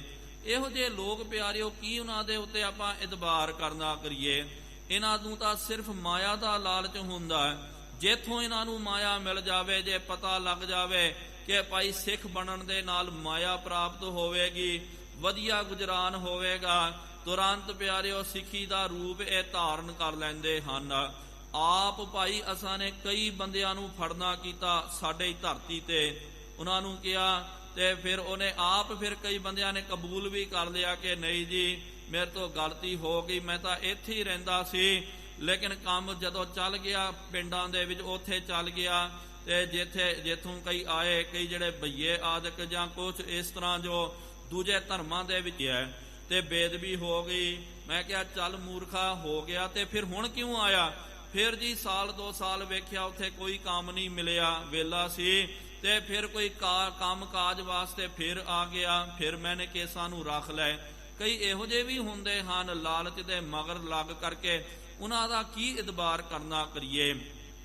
ਜੋ ਬਚਨ ਚੱਲ ਰਿਹਾ ਸੀ ਨਾ, ਕਈ ਪਿਆਰਿਓ ਸਾਡੇ ਵਿੱਚੋਂ ਵੀ ਇਸ ਤਰ੍ਹਾਂ ਅਣਮਤੀਆਂ ਦੇ ਕੋਲ ਜਾਂਦੇ ਹਨ। ਕੋਈ ਪੱਥਰਾਂ ਦੇ ਕੋਲ ਜਾ ਕਰਕੇ ਜੀ ਇਹ ਸਾਡੀ ਉੱਥੇ ਕੀ ਪਤਾ ਨਹੀਂ ਕੁਝ ਬੋਲਦੇ ਨਬਸ ਹੈ, ਜਾਂ ਉਹ ਸਾਡਾ ਕੁਲ ਦੇਵਤਾ ਕੁਲ ਦੇਵੀ ਹੈ, ਜਾਂ ਕੋਈ ਉੱਥੇ ਜਾਂਦਾ, ਕੋਈ ਕਿੱਥੇ ਧੱਕੇ ਖਾਂਦਾ। ਤੇ ਇਸ ਤਰ੍ਹਾਂ ਉਹ ਜਿਹੜੇ ਬੰਦੇ ਜਿਹੜੇ ਹਨ, ਜਿਨ੍ਹਾਂ ਦੀ ਦਾਸ, ਜਿਨ੍ਹਾਂ ਦੇ ਬਾਬਤ ਕਹਿ ਰਿਹਾ ਹੈ ਸਿੱਖਾਂ ਦੇ ਪਰਿਵਾਰ ਦੇ ਵਿੱਚੋਂ ਹੀ ਸਨ, ਤੇ ਜਦੋਂ ਉੱਥੇ ਚੱਲ ਗਏ, ਉੱਥੇ ਉਹਨਾਂ ਦੇ ਮਨ ਦੇ ਵਿੱਚ ਇਹ ਪਾ ਦਿੱਤਾ, ਇਹੋ ਜਿਹਾ ਵਹਿਮ ਪਾ ਦਿੱਤਾ ਕਿ ਤੁਸੀਂ ਦੇਖੋ ਜੀਸਸ ਨੂੰ ਮੰਨੋ, ਤੇ ਤੁਸੀਂ ਜੇ ਕ੍ਰਾਈਸਟ ਨੂੰ ਮੰਨੋਗੇ, ਈਸਾ ਨੂੰ ਮੰਨੋਗੇ, ਤੇ ਈਸਾ ਦੇ ਅੰਦਰ ਇੰਨੀ ਤਾਕਤ ਹੈ, ਤੁਹਾਡਾ ਕੋਈ ਬੰਦਾ ਮਰ ਗਿਆ ਤੇ ਜੇ ਤੁਸੀਂ ਸੱਚੀ ਭਾਵਨਾ ਦੇ ਨਾਲ ਇਹਦੀ ਪੂਜਾ ਕਰੋਗੇ, ਉਹ ਮਰਿਆ ਬੰਦਾ ਵੀ ਜਿਹੜਾ ਹੈ ਸਾਡਾ ਪ੍ਰਭੂ ਯੀਸ਼ੂ ਜਿਹੜਾ ਉਹ ਜੀਵਿਤ ਕਰ ਦਿੰਦਾ। ਇਸ ਤਰ੍ਹਾਂ ਲੋਕਾਂ ਦੇ ਵਿੱਚ ਪ੍ਰਚਾਰ ਕਰਨਾ। ਤੋ ਉਹ ਜੋ ਪਰਿਵਾਰ ਜਿਹੜਾ ਸੀ ਨਾ, ਅਸੀਂ ਆਪ ਵੇਖਿਆ ਉਹਨਾਂ ਦੇ ਮਨ ਦੇ ਵਿੱਚ ਇਹ ਗੱਲ ਬਹਿ ਗਈ। ਕੋਈ ਫਿਰ ਕੀ ਹੋਇਆ, ਦੇਵਨੇਤ ਦੇ ਨਾਲ ਉਹਨਾਂ ਦੇ ਅੜੋਸ ਪੜੋਸ ਦੇ ਵਿੱਚ ਕੋਈ ਸਿੰਘ ਜਿਹੜਾ ਹੈ ਉਹ ਚਲਾਣਾ ਕਰ ਗਿਆ। ਜਦੋਂ ਇੰਜੀ ਉਹ ਜਦੋਂ ਗਏ ਨਾ ਲੋਕਾਚਾਰੀ ਵਸ, ਤੇ ਉਹਨਾਂ ਨੇ ਫਿਰ ਕਹਿ ਦਿੱਤਾ ਉਹਨਾਂ ਦੀਆਂ ਬੀਬੀਆਂ ਨੇ, ਉਹਨਾਂ ਨੇ ਕਿ ਲਓ ਜੀ ਜੇ ਤੁਸੀਂ ਈਸਸ ਨੂੰ ਮੰਨਦੇ, ਯੇਸ਼ੂ ਨੂੰ ਮੰਨਦੇ, ਤਾਂ ਸਾਡੇ ਤਾਂ ਯੇਸ਼ੂ ਜਿਹੜੇ ਮਰ ਜਾਂਦੇ ਉਹਨਾਂ ਨੂੰ ਵੀ ਉਹ ਜੀਵਿਤ ਕਰ ਦਿੰਦੇ ਹਨ, ਇੰਨੀ ਜ਼ਿਆਦੀ ਸ਼ਕਤੀ ਹੈ। ਚਲੋ ਅਗਲੇ ਪਰਿਵਾਰ ਵਾਲੇ ਜਿਹੜੇ ਉਹ ਗੁਰਮੁਖ ਸਨ, ਉਹਨਾਂ ਨੇ ਕੋਈ ਜਵਾਬ ਨਹੀਂ ਦਿੱਤਾ। ਉਹਨਾਂ ਨੇ ਕਿਹਾ ਨਹੀਂ ਭਾਈ, ਅਸੀਂ ਗੁਰੂ ਘਰ ਦੇ ਨਾਲ ਜੁੜੇ ਹੋਏ ਹਾਂ। ਉਹ ਤਾਂ ਹੋ ਗਿਆ, ਗੱਲ ਤਾਂ ਖਤਮ ਹੋ ਗਈ। ਤੇ ਜਦੋਂ ਸਾਲ 1.5 ਸਾਲ ਜਦੋਂ ਬਤੀਤ ਹੋਏ, ਜਿਹੜਾ ਜੀਸਸ ਨੂੰ ਮੰਨਣ ਵਾਲਾ ਉਹ ਪਰਿਵਾਰ, ਉਹਨਾਂ ਦੇ ਘਰ ਦਾ ਕੋਈ ਬੰਦਾ ਚਲਾਣਾ ਕਰ ਗਿਆ। ਜਦੋਂ ਉਹਨਾਂ ਦੇ ਘਰ ਦਾ ਕੋਈ ਮਰ ਗਿਆ ਨਾ, ਉਹ ਬੜਾ ਵੈਣ ਪਾਵੇ, ਬਹੁਤ ਰੋਵੇ ਪਿੱਟੇ, ਸਿਆਪੇ ਕਰੇ। ਤੇ ਨਾਲ ਉਹਨਾਂ ਨੂੰ ਜਦੋਂ ਜਾ ਕਰਕੇ ਕਿਹਾ ਸੀ ਨਾ, ਉਹਨਾਂ ਦੇ ਪਰਿਵਾਰ ਦੇ ਵਿੱਚੋਂ ਕੋਈ ਆਇਆ, ਤੇ ਆ ਕਰਕੇ ਉਹਨਾਂ ਨੇ ਆਪ ਦੱਸਿਆ, ਹੌਲੀ ਜੀ ਕਿਹਾ ਕਿ ਭਾਈ ਤੂੰ ਕਿਉਂ ਫਿਕਰ ਕਰਦਾ, ਤੂੰ ਆਪਣੇ ਜੀਸਸ ਨੂੰ ਬੋਲ ਨਾ, ਆਪਣੇ ਯਸ਼ੂ ਨੂੰ ਬੋਲ, ਉਹ ਤੇਰੇ ਮਰੇ ਨੂੰ ਜਿੰਦਾ ਕਰ ਦਿੰਦਾ। ਸਾਡੇ ਉਸ ਵੇਲੇ ਤਾਂ ਤੂਨੇ ਕਹਿ ਦਿੱਤਾ ਸੀ ਨਾ, ਕਿਉਂ ਰੋਂਦੇ ਹੋ? ਜੇ ਜੀਸਸ ਨੂੰ ਮੰਨਦੇ ਤਾਂ ਮਰੇ ਹੋਏ ਨੂੰ ਵੀ ਉਹਨੇ ਜੀਵਿਤ ਕਰ ਦੇਣਾ। ਚਲੋ ਅਸੀਂ ਤਾਂ ਨਹੀਂ ਮੰਨਦੇ, ਚਲੋ ਠੀਕ ਹੈ, ਸਾਡਾ ਬੰਦਾ ਤਾਂ ਚੱਲ ਗਿਆ, ਲੇਕਿਨ ਤੂੰ ਤਾਂ ਭਾਈ ਬੜੇ ਲੰਬੇ ਸਮੇਂ ਤੋਂ ਮੰਨ ਰਿਹਾ ਹੈ, ਉਹਨਾਂ ਦੇ ਚਰਚਾਂ ਦੇ ਵਿੱਚ ਜਾ ਰਿਹਾ, ਉਹਨਾਂ ਦੀ ਪੂਜਾ ਅਰਚਨਾ ਕਰ ਰਿਹਾ, ਤੇ ਅੱਜ ਤੇਰਾ ਬੰਦਾ ਮਰ ਗਿਆ, ਰੋਣ ਦਾ ਕੀ ਫਾਇਦਾ? ਤੂੰ ਜਾ ਕਰਕੇ ਬੋਲ, ਉਹਨੇ ਜੀਵਿਤ ਕਰ ਦੇਣਾ। ਉਹ ਚੁੱਪਚਾਪ ਰਹਿ ਗਿਆ, ਕੋਈ ਜਵਾਬ ਨਹੀਂ ਆਇਆ। ਕਹਿਣ ਦਾ ਮਤਲਬ ਪਿਆਰਿਓ, ਇਹ ਗੱਲਾਂ ਜਿਹੜੀਆਂ ਬਣਾ ਕਰਕੇ ਕਹਿਣਾ ਕਿ ਭਾਈ ਕੋਈ ਮਰ ਗਿਆ ਜੀ ਉਹਨੂੰ ਜੀਵਿਤ ਕਰ ਸਕਦਾ, ਇਹ ਹੈ, ਇਹ ਪਿਆਰਿਓ ਪਰਮਾਤਮਾ ਦਾ ਹੁਕਮ ਹੈ। ਅਸਲ ਦੇ ਵਿੱਚ ਹਾਂ, ਕੁਝ ਸਾਖੀਆਂ ਇਹੋ ਜਿਹੀਆਂ ਪ੍ਰਾਪਤ ਹੁੰਦੀਆਂ। ਕਈ ਵਾਰੀ ਸਤਿਗੁਰੂ ਮਹਾਰਾਜ ਜੀ ਦੇ ਅੰਦਰ ਜੋ ਹਨ, ਸਰੀਰ ਕਰਕੇ ਆਤਮਿਕ ਤੌਰ ਤੇ ਕੁਝ ਕਈਆਂ ਦੀ ਚੇਤਨਾ ਰੁਕ ਜਾਂਦੀ ਹੈ। ਕਈ ਵਾਰੀ ਆਪਨੇ ਇਹ ਵੀ ਵੇਖਿਆ ਹੋਵੇਗਾ, ਕਈ ਬੰਦੇ ਜਿਹੜੇ ਹਨ, ਜਦੋਂ ਲੋਕਾਂ ਨੇ ਆਪਨੇ ਅਕਸਰ ਪੜਿਆ ਹੋਵੇਗਾ ਅਖਬਾਰਾਂ ਦੇ ਵਿੱਚ, ਟੀਵੀਆਂ ਦੇ ਵਿੱਚ ਵੀ, ਚੈਨਲਾਂ ਦੇ ਵਿੱਚ ਵੀ, ਕਿ ਕੁਝ ਬੰਦਾ ਜਿਹੜਾ ਜੀ ਉਹ ਤਾਂ ਮਰ ਗਿਆ। ਡਾਕਟਰਾਂ ਨੇ ਵੀ ਜਵਾਬ ਦੇ ਦਿੱਤਾ, ਨਬਜ਼ ਫੜ ਕਰਕੇ ਕਹਿ ਦਿੱਤਾ ਸੀ ਕਿ ਜੀ ਆਹ ਬੰਦਾ ਚਲਾਣਾ ਕਰ ਗਿਆ, ਮਰ ਗਿਆ। ਲੇਕਿਨ ਪਤਾ ਨਹੀਂ ਕੁਝ ਊਰਜਾ ਉਹਨਾਂ ਦੀ ਰੁਕ ਗਈ ਸੀ। ਅੱਧਾ 1 ਘੰਟੇ ਤੋਂ ਬਾਅਦ ਜਾਂ ਕੁਝ ਸਮੇਂ ਤੋਂ ਬਾਅਦ ਫਿਰ ਤੋਂ ਉਹ ਜੀਵਿਤ ਹੋ ਜਾਂਦੇ ਹਨ। ਕਈ ਵਾਰੀ ਇਹੋ ਜਿਹੀਆਂ ਘਟਨਾਵਾਂ ਹੁੰਦੀਆਂ। ਲੇਕਿਨ ਪਿਆਰਿਓ, ਮੌਤ ਤੋਂ ਕੋਈ ਨਹੀਂ ਬਚ ਸਕਦਾ। ਚਲੋ ਇੱਕ ਵਾਰੀ ਬਚ ਜਾਵੇ, ਮੌਤ ਨੇ ਕਦੇ ਨਾ ਕਦੇ ਤਾਂ ਜ਼ਰੂਰ ਆਉਣਾ ਹੈ। ਜੇ ਇਸ ਤਰ੍ਹਾਂ ਹੁੰਦਾ ਤੇ ਕੋਈ ਨਾ ਕੋਈ ਤਾਂ ਬੰਦੇ ਹੋਣੇ ਚਾਹੀਦੇ ਸਨ ਧਰਤੀ ਦੇ ਵਿੱਚ, ਜਿਹੜਾ ਕਵੇ ਕਿ 500 ਸਾਲ ਤੋਂ ਜੀ ਇਹ 1000 ਸਾਲ ਤੋਂ ਜੀਵਿਤ ਹੈ, ਇਹ ਮਰਦਾ ਹੀ ਨਹੀਂ ਕਰਕੇ। ਚਲੋ ਕਈ ਵਾਰੀ ਮੌਤ ਤੋਂ ਆਪਾਂ ਵੀ ਬਚ ਜਾਂਦੇ ਹਾਂ, ਲੇਕਿਨ ਜੇ ਬਚ ਗਏ ਤੇ ਸਦੀਵ ਕਾਲ ਵਾਸਤੇ ਤਾਂ ਆਪਾਂ ਬਚ ਨਹੀਂ ਸਕਦੇ। ਬਸ ਇਹੀ ਕਹਿਣਾ ਚਾਹੀਦਾ ਜੀ। ਇਉਂ ਲਿਖ ਗਇਓ ਪਿਕੰਬਰ ਥਾਰੋ। ਉਹ ਰਾਜਾ ਜਿਹਦਾ ਬੱਚਾ ਮਰ ਗਿਆ ਨਾ, ਉਹ ਸਾਰੇ ਸਾਧੂ ਸੰਤਵਾਂ ਨੂੰ ਫੜ ਕਰਕੇ ਕਹਿੰਦਾ ਕਿ ਤੁਹਾਡਾ ਪੈਗੰਬਰ ਜਿਹੜਾ ਹੈ, ਜੀਸਸ ਜਿਹੜਾ, ਈਸਾ ਜਿਹੜਾ, ਉਹਨੇ ਆਪਣੇ ਬਾਈਬਲ ਦੇ ਵਿੱਚ ਇੰਜ ਬਚਨ ਲਿਖਣਾ ਕੀਤਾ ਨੀਕੇ ਹਿਰਦੇ ਬਿਖੈ ਵਿਚਾਰੋ। ਤੇ ਤੁਸੀਂ ਉਹ ਬਚਨ ਜਿਹੜਾ ਚੰਗੀ ਤਰ੍ਹਾਂ ਉਹਦੀ ਵਿਚਾਰ ਕਰਦਾ ਕਰੋ। ਮੇਰੋ ਸੁਤ ਮਰ ਗਇਓ ਦੁਖ ਪਾਏ। ਤੇ ਹੁਣ ਕਹਿੰਦਾ ਕਿ ਮੇਰਾ ਬੱਚਾ ਜਿਹੜਾ ਹੈ ਇਹ ਵੀ ਮਰ ਗਿਆ ਤੇ ਮੈਨੂੰ ਬਹੁਤ ਜ਼ਿਆਦਾ ਦੁੱਖ ਪ੍ਰਾਪਤ ਹੋ ਰਿਹਾ। ਤਾਂਕੋ ਅਬ ਤੁਮ ਦੇਹੁ ਜੀਵਾਏ। ਇਸ ਕਰਕੇ ਮੈਂ ਤੁਹਾਨੂੰ ਇਹ ਸਭ ਕਿਉਂ ਕਹਿ ਰਿਹਾ, ਤੇ ਤੁਹਾਡੇ ਕਿਤਾਬਾਂ ਦੇ ਵਿੱਚ ਲਿਖਿਆ ਕਿ ਜੋ ਪ੍ਰਮਾਤਮਾ ਦਾ, ਖੁਦਾ ਦਾ ਪਿਆਰਾ ਹੋਵੇ, ਖੁਦਾ ਦੀ ਇਬਾਦਤ ਕਰਨ ਦੇ ਨਾਲ ਉਹ ਮਰਿਆਂ ਦੇ ਵਿੱਚ ਵੀ ਰੂਹ ਫੂਕ ਸਕਦਾ। ਤੇ ਮੇਰਾ ਬੱਚਾ ਮਰ ਗਿਆ, ਉਹਦੇ ਵਿੱਚ ਵੀ ਤੁਸੀਂ ਰੂਹ ਫੂਕ ਦੇਣਾ ਕਰੋ। ਨਾ ਤੋ ਭਾਖੋ ਮਿਲ ਕੇ ਸਭ ਲੋਗਾ। ਨਹੀਂ ਤਾਂ ਤੁਸੀਂ ਸਾਰੇ ਮਿਲ ਕਰਕੇ ਇਹ ਬਚਨ ਕਰ ਦਿਓ, ਇਹ ਕਹਿ ਦਿਓ, ਲਿਖਿਓ ਪਿਕੰਬਰ ਇਹ ਦਰੋਗਾ। ਕਹਿ ਦਿਓ ਕਿ ਆ ਜੋ ਬਚਨ ਲਿਖਿਆ ਨਾ, ਕਿ ਜਿਹੜਾ ਮਰ ਗਿਆ ਤੇ ਪੈਗੰਬਰ ਜਿਹੜੇ ਹਨ, ਮਹਾਂਪੁਰਖ ਜਿਹੜੇ, ਉਹ ਕੋਈ ਜੰਤਰ ਮੰਤਰ ਜਾਂ ਖੁਦਾ ਦੇ ਅੱਗੇ ਉਹ ਪ੍ਰਾਰਥਨਾ ਆਦਿਕ ਕਰਕੇ ਤੇ ਦੁਆ ਆਦਿਕ ਕਰਕੇ ਬੰਦਿਆਂ ਨੂੰ ਜੀਵਤ ਕਰ ਦਿੰਦੇ, ਇਹ ਸਭ ਝੂਠ ਹੈ। ਇਹ ਜਿਹੜਾ ਹੈ ਇਹਨਾਂ ਨੇ ਕੁਰਾਨ ਦੇ ਵਿੱਚ, ਬਾਈਬਲ ਦੇ ਵਿੱਚ ਇਹਨਾਂ ਨੇ ਗੱਪ ਮਾਰਦੀ ਕੀਤੀ। ਇਸ ਬਿਦ ਭੂਪਤ ਸੁਨ, ਇਸ ਬਿਦ ਭੂਪਤ ਕੀ ਸੁਨ ਬਾਣੀ। ਇਸ ਤਰ੍ਹਾਂ ਦੀ ਆ ਬਾਣੀ ਜਿਹੜੀ ਹੈ ਰਾਜੇ ਦੀ ਸੁਣ ਕਰਕੇ ਚਿੰਤ ਮਾਨ ਪੇ ਕਿਨਹੂ ਨ ਮਾਨੇ। ਸਾਰੇ ਲੋਕ ਜਿਹੜੇ ਹਨ ਪਿਆਰਿਓ ਉਥੋਂ ਦੇ ਬੜੇ ਚਿੰਤਾ ਤੁਰ ਹੋ ਗਏ। ਤੇ ਚਿੰਤਾ ਤੁਰ ਤਾਂ ਹੋ ਗਏ, ਹੁਣ ਕਿਸ ਤਰ੍ਹਾਂ ਮੰਨਣ ਯੋਗ ਵੀ ਇਹ ਬਚਨ ਨਹੀਂ ਸੀ। ਬੈਠੇ ਸਭ ਹੀ ਕੈਦ ਮਝਾਰੇ। ਸਾਰੇ ਕੈਦ ਦੇ ਵਿੱਚ ਬੈਠੇ ਹੋਏ ਹਨ। ਛੁਟਨ ਉਪਾਏ ਨ ਪਾਏ ਵਿਚਾਰੇ। ਉਹਨਾਂ ਨੇ ਛੁੱਟਣ ਦਾ ਉਪਾਅ ਕਰਨਾ ਕੀਤਾ, ਲੇਕਿਨ ਕੋਈ ਉਪਾਅ ਨਹੀਂ ਚੱਲ ਰਿਹਾ। ਤੇ ਠਾਂ ਆਪ ਸ਼ਮਸ਼ ਚੱਲ ਕਹਿੰਦੇ ਉਸ ਵੇਲੇ ਸ਼ਮਸ ਤਬਰੇਜ਼ ਜਿਹੜਾ ਹੈ ਉਸ ਕੈਦਖਾਨੇ ਦੇ ਵਿੱਚ ਆਪ ਚੱਲ ਕੇ ਆਇਆ। ਕੈਦਨ ਕੋ ਬੂਝਤ ਅਸ ਪਇਓ। ਉਹਨੇ ਜਾ ਕਰਕੇ ਜਿਹੜੇ ਕੈਦੀ ਜਿਹੜੇ ਹਨ ਉਹਨਾਂ ਦੇ ਤਾਈ ਇੰਜ ਕਹਿਣਾ ਕੀਤਾ, ਪੁੱਛਣਾ ਕੀਤਾ। ਬੈਠੇ ਕਿਉਂ ਚਿੰਤਾ ਤੁਰ ਹੋਈ। ਸ਼ਮਸ ਪੁੱਛਦਾ ਕਿ ਭਾਈ ਇੰਨਾ ਚਿੰਤਾ ਤੁਰ ਹੋ ਕਰਕੇ ਤੁਸੀਂ ਕਿਉਂ ਬੈਠੇ ਹੋਏ ਹੋ। ਬਿਗੜਿਓ ਤੁਮਰੋ ਕਾਰਜ ਕੋ। ਕਿਹੜਾ ਕਾਰਜ ਤੁਹਾਡਾ ਵਿਗੜ ਗਿਆ ਹੈ ਉਹ ਮੈਨੂੰ ਦੱਸਣਾ ਕਰੋ, ਮੈਂ ਤੁਹਾਡਾ ਕਾਰਜ ਸਫਲਾ ਕਰ ਦਵਾਂ। ਸਭ ਨੇ ਸੁਨ ਅਸ ਗਿਰਾ ਉਚਾਰੀ। ਸਾਰਿਆਂ ਨੇ ਸੁਣ ਕਰਕੇ ਪਿਆਰਿਓ ਇਹ ਬਚਨ, ਇਹ ਉਚਾਰਨ ਕਰਨਾ ਕੀਤਾ। ਦ੍ਰਿਪ ਕਹੇ ਮੁਰਦਾ ਦੇਹੁ ਜੀਵਾਏ। ਸਾਰੇ ਸਾਧੂ ਸੰਤ ਕਹਿੰਦੇ, ਫਕੀਰ ਆਦਿਕ, ਕਿ ਸ਼ਮਸ ਜੀ ਤੁਹਾਨੂੰ ਕੀ ਦੱਸਣਾ ਕਰੀਏ। ਇਹ ਰਾਜਾ ਜਿਹੜਾ ਇਹ ਕਹਿੰਦਾ ਕਿ ਇਹਦਾ ਬੱਚਾ ਜਿਹੜਾ ਮਰ ਗਿਆ ਭਾਈ, ਉਹਨੂੰ ਤੁਸੀਂ ਜੀਵਤ ਕਰ ਦਿਓ। ਕਹਿ ਕੇ ਰਾਖੇ ਕੈਦ ਮਝਾਰੇ। ਇਸ ਕਰਕੇ ਉਹਨੇ ਸਾਰਿਆਂ ਨੂੰ ਫੜ ਕਰਕੇ ਕੈਦ ਵਿੱਚ ਪਾ ਲਿਆ ਹੈ। ਐਸੀ ਸ਼ਕਤ ਨਾ ਕਿਸਮਹਿ ਭਾਰੀ। ਹੁਣ ਇਹ ਭਾਰੀ ਇਹੋ ਜੀ ਸ਼ਕਤ ਜਿਹੜੀ ਹੈ ਕਿਹਦੇ ਵਿੱਚ ਹੋ ਸਕਦੀ ਹੈ, ਜਿਹੜਾ ਮਰਦਾ ਬਹੁਰ ਜਿਵਾਇਆ, ਜਿਹੜਾ ਮਰਦਿਆਂ ਨੂੰ ਫਿਰ ਬਾਅਦ ਵਿੱਚ ਜੀਵਤ ਕਰ ਦਵੇ। ਸ਼ਮਸ਼ ਕਹੈ ਮੈਂ ਦਿਉ ਜਿਵਾਏ। ਤੇ ਸ਼ਮਸ ਤਬਰੇਜ਼ ਇਹ ਮਹਾਂਪੁਰਖ ਸੀ, ਇਹ ਕਹਿਣ ਲੱਗਾ ਕੋਈ ਗੱਲ ਨਹੀਂ ਹੈ, ਮੈਨੂੰ ਕਹਿੰਦੇ ਤਾਂ ਮੈਂ ਜਵਾ ਦਵਾਂਗਾ। ਤੁਮ ਮੁਝ ਕੋ ਹੋਵੋ ਦੁਖਦਾਏ। ਤੇ ਫਿਰ ਤੁਮ ਮੁਝ ਕੋ ਹੋਵੋ ਦੁਖਦਾਏ। ਤੁਸੀਂ ਜਿਹੜੇ ਹੋ ਮੇਰੇ ਵਾਸਤੇ ਫਿਰ ਦੁਖਦਾਇਕ ਹੋ ਜਾਓਗੇ। ਕਰ ਜੋਰੇ ਸੁਣ ਕੇ ਇਉਂ ਸਭ ਆ ਹੀ। ਜਿਹੜਾ ਬਚਨ ਕੀਤਾ ਕਿ ਅੱਜ ਤੁਹਾਡੇ ਦੁੱਖ ਨੂੰ ਵੰਡਾਉਣ ਦੇ ਵਾਸਤੇ ਮੈਂ ਤੁਹਾਡਾ ਹਾਮੀ ਭਰ ਰਿਹਾ, ਤੁਹਾਡੀ ਮਦਦ ਕਰ ਰਿਹਾ, ਲੇਕਿਨ ਜਦੋਂ ਤੁਹਾਡਾ ਮੌਕਾ ਨਿਕਲ ਜਾਵੇਗਾ ਨਾ, ਤੇ ਤੁਸੀਂ ਉਹੀ ਲੋਕ ਬਾਅਦ ਦੇ ਵਿੱਚ ਤੁਸਾਂ ਨੇ ਮੈਨੂੰ ਦੁੱਖ ਦੇਣਾ ਹੈ। ਕਿਉਂਕਿ ਸੰਸਾਰ ਦੇ ਵਿੱਚ ਇਹੀ ਕੁਛ ਪਿਆਰਿਓ ਚੱਲਦਾ। ਕਈਆਂ ਨੂੰ ਜਦੋਂ ਲੋੜ ਹੁੰਦੀ ਹੈ ਉਹ ਆਪਣਾ ਕੰਮ ਤਾਂ ਪੂਰਾ ਕਰਵਾ ਲੈਂਦੇ ਹਨ, ਜਦੋਂ ਫਿਰ ਲੋੜ ਖਤਮ ਹੋ ਗਈ ਤੇ ਉਹੀ ਉਹਨਾਂ ਦੇ ਵਾਸਤੇ ਨਾਸੂਰ ਦੁਖਦਾਈ ਬਣ ਜਾਂਦੇ। ਤੁਮਕੋ ਹਮ ਦੁਖ ਦੇਹ ਨ ਕਬਹੀ। ਤੇ ਫਿਰ ਅੱਗੋਂ ਇਹ ਸਾਰੇ ਸਾਧੂ ਸੰਤ ਹੱਥ ਜੋੜ ਕੇ ਕਹਿੰਦੇ, ਨਾ ਨਾ ਜੀ, ਇਸ ਤਰ੍ਹਾਂ ਥੋੜੀ ਹੋ ਸਕਦਾ। ਅੱਜ ਤੁਹਾਡੇ ਕਰਕੇ ਜੇ ਸਾਡੀ ਜਾਨ ਬਚ ਗਈ ਤੇ ਅਸੀਂ ਤੁਹਾਨੂੰ ਅੱਗੇ ਕਿਉਂ ਦੁੱਖ ਦੇਣਾ ਹੈ। ਸਿੱਧੀ ਜੀ ਗੱਲ ਹੈ, ਕੋਈ ਸਾਨੂੰ ਬਚਾ ਦੇਵੇ, ਕੋਈ ਸਾਡੇ ਸਾਰਿਆਂ ਨੂੰ ਤੁਸੀਂ ਛੁਡਾ ਦੇਣਾ ਕਰੋ, ਨਹੀਂ ਤਾਂ ਰਾਜਿਆਂ ਦਾ ਕੀ ਪਤਾ, ਇਹਨੇ ਸਾਨੂੰ ਵੀ ਮਾਰ ਦੇਣਾ, ਸਾਨੂੰ ਵੀ ਖਤਮ ਕਰ ਦੇਣਾ। ਮਿਲ ਕੇ ਬੰਦਹ ਪਾਏ ਤੁਮਾਰੇ। ਤੇ ਸਾਰੇ ਅਸੀਂ ਮਿਲ ਕਰਕੇ ਤੁਹਾਡੇ ਚਰਨਾਂ ਵਿੱਚ ਆਏ ਹਾਂ, ਤੁਹਾਨੂੰ ਬੇਨਤੀ ਕਰਦੇ ਹਾਂ। ਤਬ ਚਲ ਸ਼ਮਸ਼ ਗਇਓ ਤਹ ਥਾਂ। ਤਾਂ ਫਿਰ ਪਿਆਰਿਓ ਸ਼ਮਸ ਤਬਰੇਜ਼ ਹੈ ਉਹ ਆਪ ਚੱਲ ਕਰਕੇ ਉੱਥੇ ਚੱਲ ਗਿਆ। ਜਾਏ ਠਾਂਡ ਪੜਵੈ ਗਿਰਾ ਅਲਾਈ। ਜਾ ਕਰਕੇ ਖੜੇ ਹੋ ਕਰਕੇ ਉਹਨੇ ਬਚਨ ਕਰਨਾ ਕੀਤਾ ਹੈ। ਮੇਰੇ ਹੁਕਮ ਸਾਥ ਉਠ ਜੀਵ। ਤੇ ਸ਼ਮਸ ਤਬਰੇਜ਼ ਨੇ ਜਾ ਕਰਕੇ ਬਚਨ ਕੀਤਾ ਕਿ ਆ ਕਿ ਮੇਰਾ ਭਾਈ ਇਹ ਹੁਕਮ ਹੈ, ਮੇਰੇ ਹੁਕਮ ਨੂੰ ਮੰਨ ਕਰਕੇ ਤੂੰ ਮਰਿਆ ਹੋਇਆ ਬਚਿਆ, ਤੂੰ ਜੀਵਿਤ ਹੋ ਜਾ। ਵਿਚਰਹੁ ਪੂਰਬ ਜਿਉ ਅਬ ਥੀ। ਜਿਸ ਤਰ੍ਹਾਂ ਤੂੰ ਪਹਿਲੇ ਵਿਚਰਦਾ ਸੀ ਨਾ, ਉਸ ਤਰ੍ਹਾਂ ਹੀ ਤੂੰ ਹੁਣ ਵਿਚਰਨਾ ਕਰ। ਦੈਸ਼ਨ ਤਹਾਂ ਜੋ ਮਿਰ ਤਤਪਰਿ। ਕਹਿੰਦੇ ਕਹਾਣੀ ਕਥਾ ਇੰਜ ਕਹਿੰਦੀ ਹੈ, ਇਹ ਇਸਲਾਮੀ ਜਗਤ ਦੇ ਵਿੱਚ ਸੂਫੀ ਸਾਹਿਤ ਦੇ ਵਿੱਚ ਵੀ ਇਹ ਸਾਖੀ ਪ੍ਰਾਪਤ ਹੁੰਦੀ ਹੈ, ਕਥਾ ਪ੍ਰਾਪਤ ਹੁੰਦੀ ਹੈ।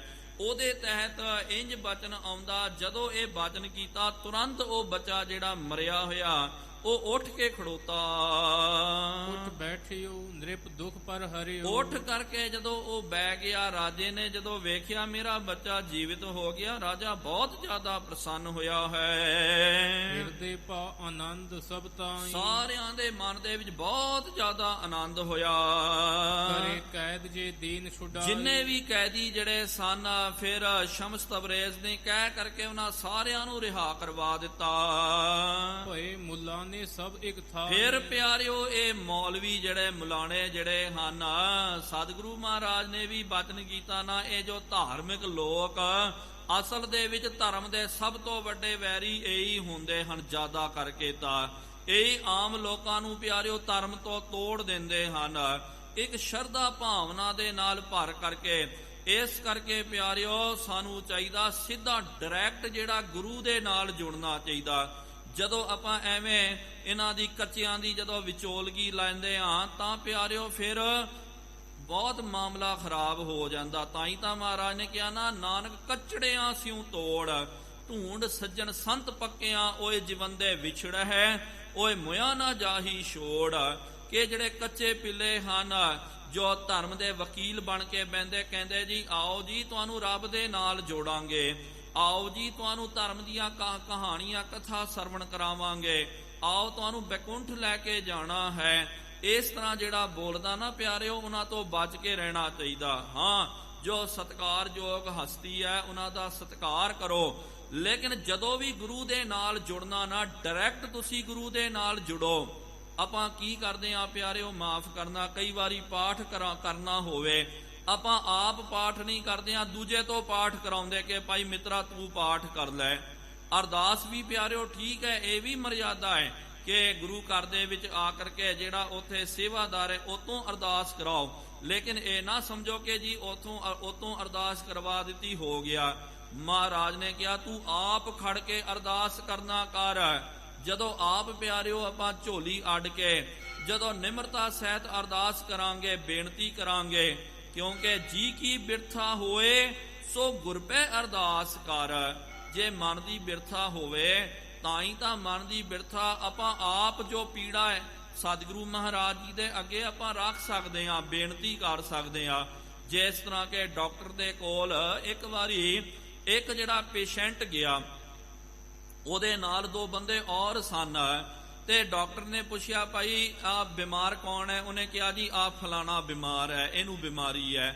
ਉਹਨੇ ਪੁੱਛਿਆ ਭਾਈ ਤੂੰ ਦੱਸ ਤੈਨੂੰ ਕੀ ਬਿਮਾਰੀ ਹੈ? ਤੇ ਨਾਲ ਦਾ ਦੂਜਾ ਬੰਦਾ, ਕਈਆਂ ਨੂੰ ਚਮਚਾਗਿਰੀ ਕਰਨ ਦੀ ਬੜੀ ਆਦਤ ਹੁੰਦੀ ਹੈ, ਬਿਮਾਰ ਬੰਦਾ ਤਾਂ ਚੁੱਪ ਸੀ, ਉਹ ਕਹਿਣ ਲੱਗਾ ਜੀ ਇਹਨੂੰ ਬੜਾ ਸਿਰ ਦੇ ਵਿੱਚ ਪੀੜਾ ਹੋ ਰਹੀ।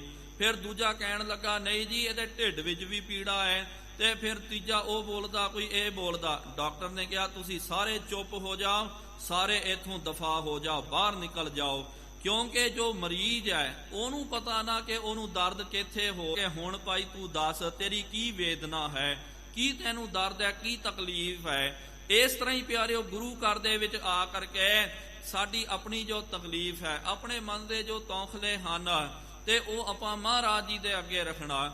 ਕਈ ਵਾਰੀ ਕੀ ਹੁੰਦਾ, ਸੇਵਾ ਦੀ ਜਦੋਂ ਗੱਲ ਆਉਂਦੀ ਆਪਾਂ ਕਹਿੰਦੇ ਜੀ ਸੇਵਾ ਤਾਂ ਨਹੀਂ ਕਰਨੀ ਹੈ, ਦੂਜੇ ਤੋਂ ਕਰਾ ਦੇਵਾਂਗੇ। ਨਹੀਂ ਪਿਆਰਿਓ, ਜਿੱਥੇ ਵੀ ਦੂਜਾ ਆ ਜਾਵੇਗਾ ਉੱਥੇ ਸਾਨੂੰ ਜ਼ਿਆਦਾ ਲਾਭ ਪ੍ਰਾਪਤ ਨਹੀਂ ਹੁੰਦਾ। ਤਾਂ ਹੀ ਤਾਂ ਸਤਿਗੁਰੂ ਮਹਾਰਾਜ ਜੀ ਨੇ ਕਿਹਾ ਕਿ ਜੇ ਪਾਠ ਕਰਨਾ ਹੈ ਤੇ ਤੂੰ ਆਪ ਪਾਠ ਕਰਨਾ ਕਰ। ਨਿਤਨੇਮ ਵੀ ਕਈ ਕੀ ਕਰਦੇ ਹਨ ਜੀ, ਘਰ ਦੇ ਵਿੱਚ ਮਹਾਰਾਜ ਜੀ ਦਾ ਮਾਫ ਕਰਨਾ ਪ੍ਰਕਾਸ਼ ਕਰਵਾ ਲੈਂਦੇ, ਆਪ ਕਦੇ ਹੱਥੀ ਸੇਵਾ ਨਹੀਂ ਕਰਨੀ ਹੈ, ਉਹਦੇ ਵਾਸਤੇ ਵੀ ਭਾਈ ਲਾ ਰੱਖਦੇ ਤੇ ਉਹ ਆ ਕਰਕੇ ਉਹਨੂੰ ਕਹਿ ਦਿੰਦੇ, ਉਹ ਆਪ ਪ੍ਰਕਾਸ਼ ਕਰਦਾ, ਸੁਖਾਸਨ ਕਰ ਦਿੰਦਾ। ਕਿਸ ਤਰ੍ਹਾਂ ਸੇਵਾ ਕਰਦਾ ਉਹਨੂੰ ਹੀ ਪਤਾ, ਲੇਕਿਨ ਕਦੇ ਫਿਰ ਜਾ ਕਰਕੇ ਦਰਸ਼ਨ ਨਹੀਂ ਕਰਨੇ, ਆਪ ਸੇਵਾ ਨਹੀਂ ਕਰਨੀ। ਲੇਕਿਨ ਜਦੋਂ ਕੋਈ ਗੱਲ ਬਣ ਜਾਵੇ ਤੇ ਕਹਿਣਾ ਜੀ ਮੇਰੇ ਘਰ ਦੇ ਵਿੱਚ ਮਹਾਰਾਜ ਜੀ ਦਾ ਪ੍ਰਕਾਸ਼। ਠੀਕ ਹੈ ਭਾਈ, ਬਹੁਤ ਵਧੀਆ ਗੱਲ ਹੈ, ਮਹਾਰਾਜ ਜੀ ਦਾ ਪ੍ਰਕਾਸ਼ ਹੈ, ਲੇਕਿਨ ਕਦੇ ਤੂਨੇ ਪਾਠ ਕੀਤਾ? ਕਦੇ ਤੂੰ ਮਹਾਰਾਜ ਜੀ ਦੀ ਹਜ਼ੂਰੀ ਵਿੱਚ ਬੈਠ ਕਰਕੇ 10 ਮਿੰਟ ਤਾਂ ਵੀ ਸ਼ਾਂਤੀ ਦੇ ਨਾਲ ਬੈਠੇ ਹੋ? ਕਦੇ ਤੂਨੇ ਕੀਰਤਨ ਕੀਤਾ, ਹਾਜ਼ਰੀ ਭਰੀ ਹੈ? ਬਸ ਫਿਰ ਆਪਾਂ ਚੁੱਪ ਹੋ ਜਾਂਦੇ ਆ।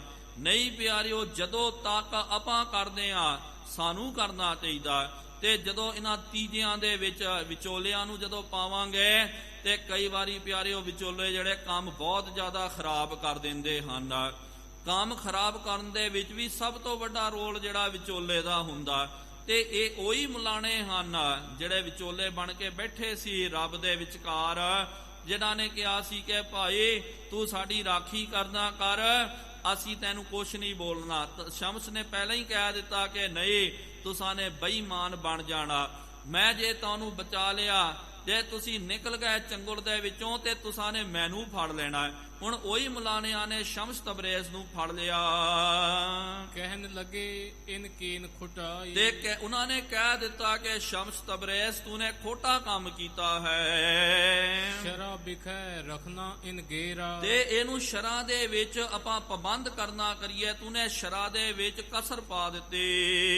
ਕਹਿਓ ਜੀਵ ਪਾ ਹੁਕਮ ਜੋ ਮੇਰਾ, ਤੂਨੇ ਬਚਨ ਕਰ ਦਿੱਤਾ ਕਿ ਮੇਰਾ ਹੁਕਮ, ਮੈਂ ਹੁਕਮ ਕਰ ਰਿਹਾ ਬੱਚੇ ਨੂੰ ਤੂੰ ਜੀਵਿਤ ਹੋ ਜਾ, ਇਹ ਤੂਨੇ ਬਚਨ ਕੀਤਾ।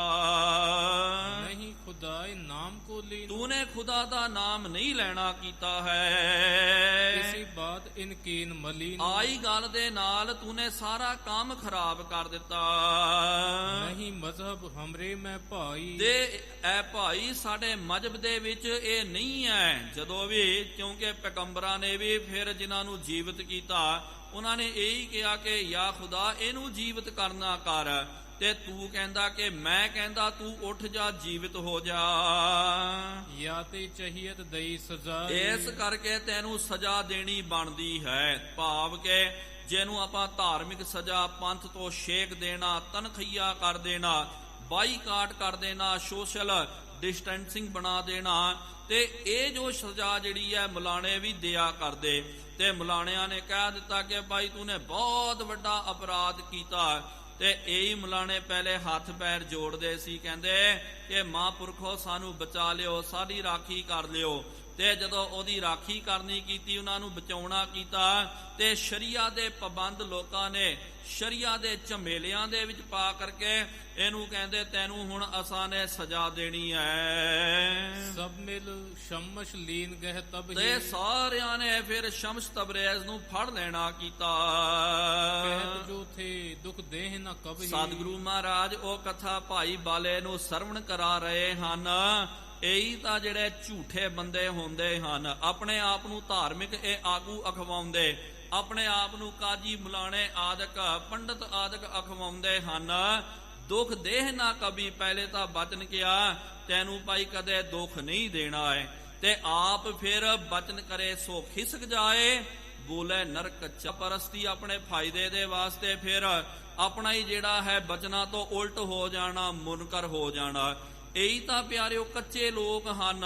ਤੇ ਇਹੋ ਜਿਹੇ ਕੱਚੇ ਲੋਕ ਕਈ ਵਾਰੀ ਆਪਾਂ ਵੇਖਦੇ ਹਾਂ ਆਗੂ ਬਣ ਕੇ ਬਹਿ ਜਾਂਦੇ, ਮੁਲਾਣੇ ਕਾਜੀ ਆਦਿਕ ਬਣ ਕੇ ਬਹਿ ਜਾਂਦੇ। ਤੇ ਮਹਾਰਾਜ ਜੀ ਨੇ ਕਿਹਾ ਵੇਖ ਬਾਲਿਆ, ਇਹੀ ਤਾਂ ਸੰਸਾਰ ਦੇ ਵਿੱਚ ਹੋ ਰਿਹਾ, ਇਹ ਕੁਛ ਇਹ ਵਰਤਾਰਾ ਵਰਤ ਰਿਹਾ ਹੈ। ਇੱਥੋਂ ਤੱਕ ਹੀ ਪਿਆਰਿਓ ਅੱਜ ਦੇ ਦੀਵਾਨਾਂ ਦੇ ਵਿੱਚ ਆਪਾਂ ਨੇ ਕਥਾ ਵਿਚਾਰਾਂ ਨੂੰ ਸਰਵਣ ਕਰਨਾ ਹੈ। ਰਹਿੰਦਾ ਪ੍ਰਸੰਗ ਆਉਣ ਵਾਲੇ ਅਗਲੇ ਦੀਵਾਨਾਂ ਦੇ ਵਿੱਚ ਸਰਵਣ ਕਰਨਾ। ਫਿਰ ਪਿਆਰਿਓ ਸਾਰਿਆਂ ਨੂੰ ਪ੍ਰਬੰਧਕਾਂ ਵੱਲੋਂ ਬੇਨਤੀ ਕੀਤੀ ਜਾਂਦੀ ਹੈ ਕਿ ਤਖਤ ਸਾਹਿਬ ਜੀ ਦੇ ਪ੍ਰਬੰਧਕੀ ਬੋਰਡ ਵੱਲੋਂ ਬਹੁਤ ਵੱਡੇ ਪੈਮਾਨੇ ਤੇ ਵਿਕਾਸ ਦੇ ਕਾਰਜਾਂ ਦੀ ਆਰੰਭਤਾ ਹੋ ਚੁੱਕੀ ਹੈ।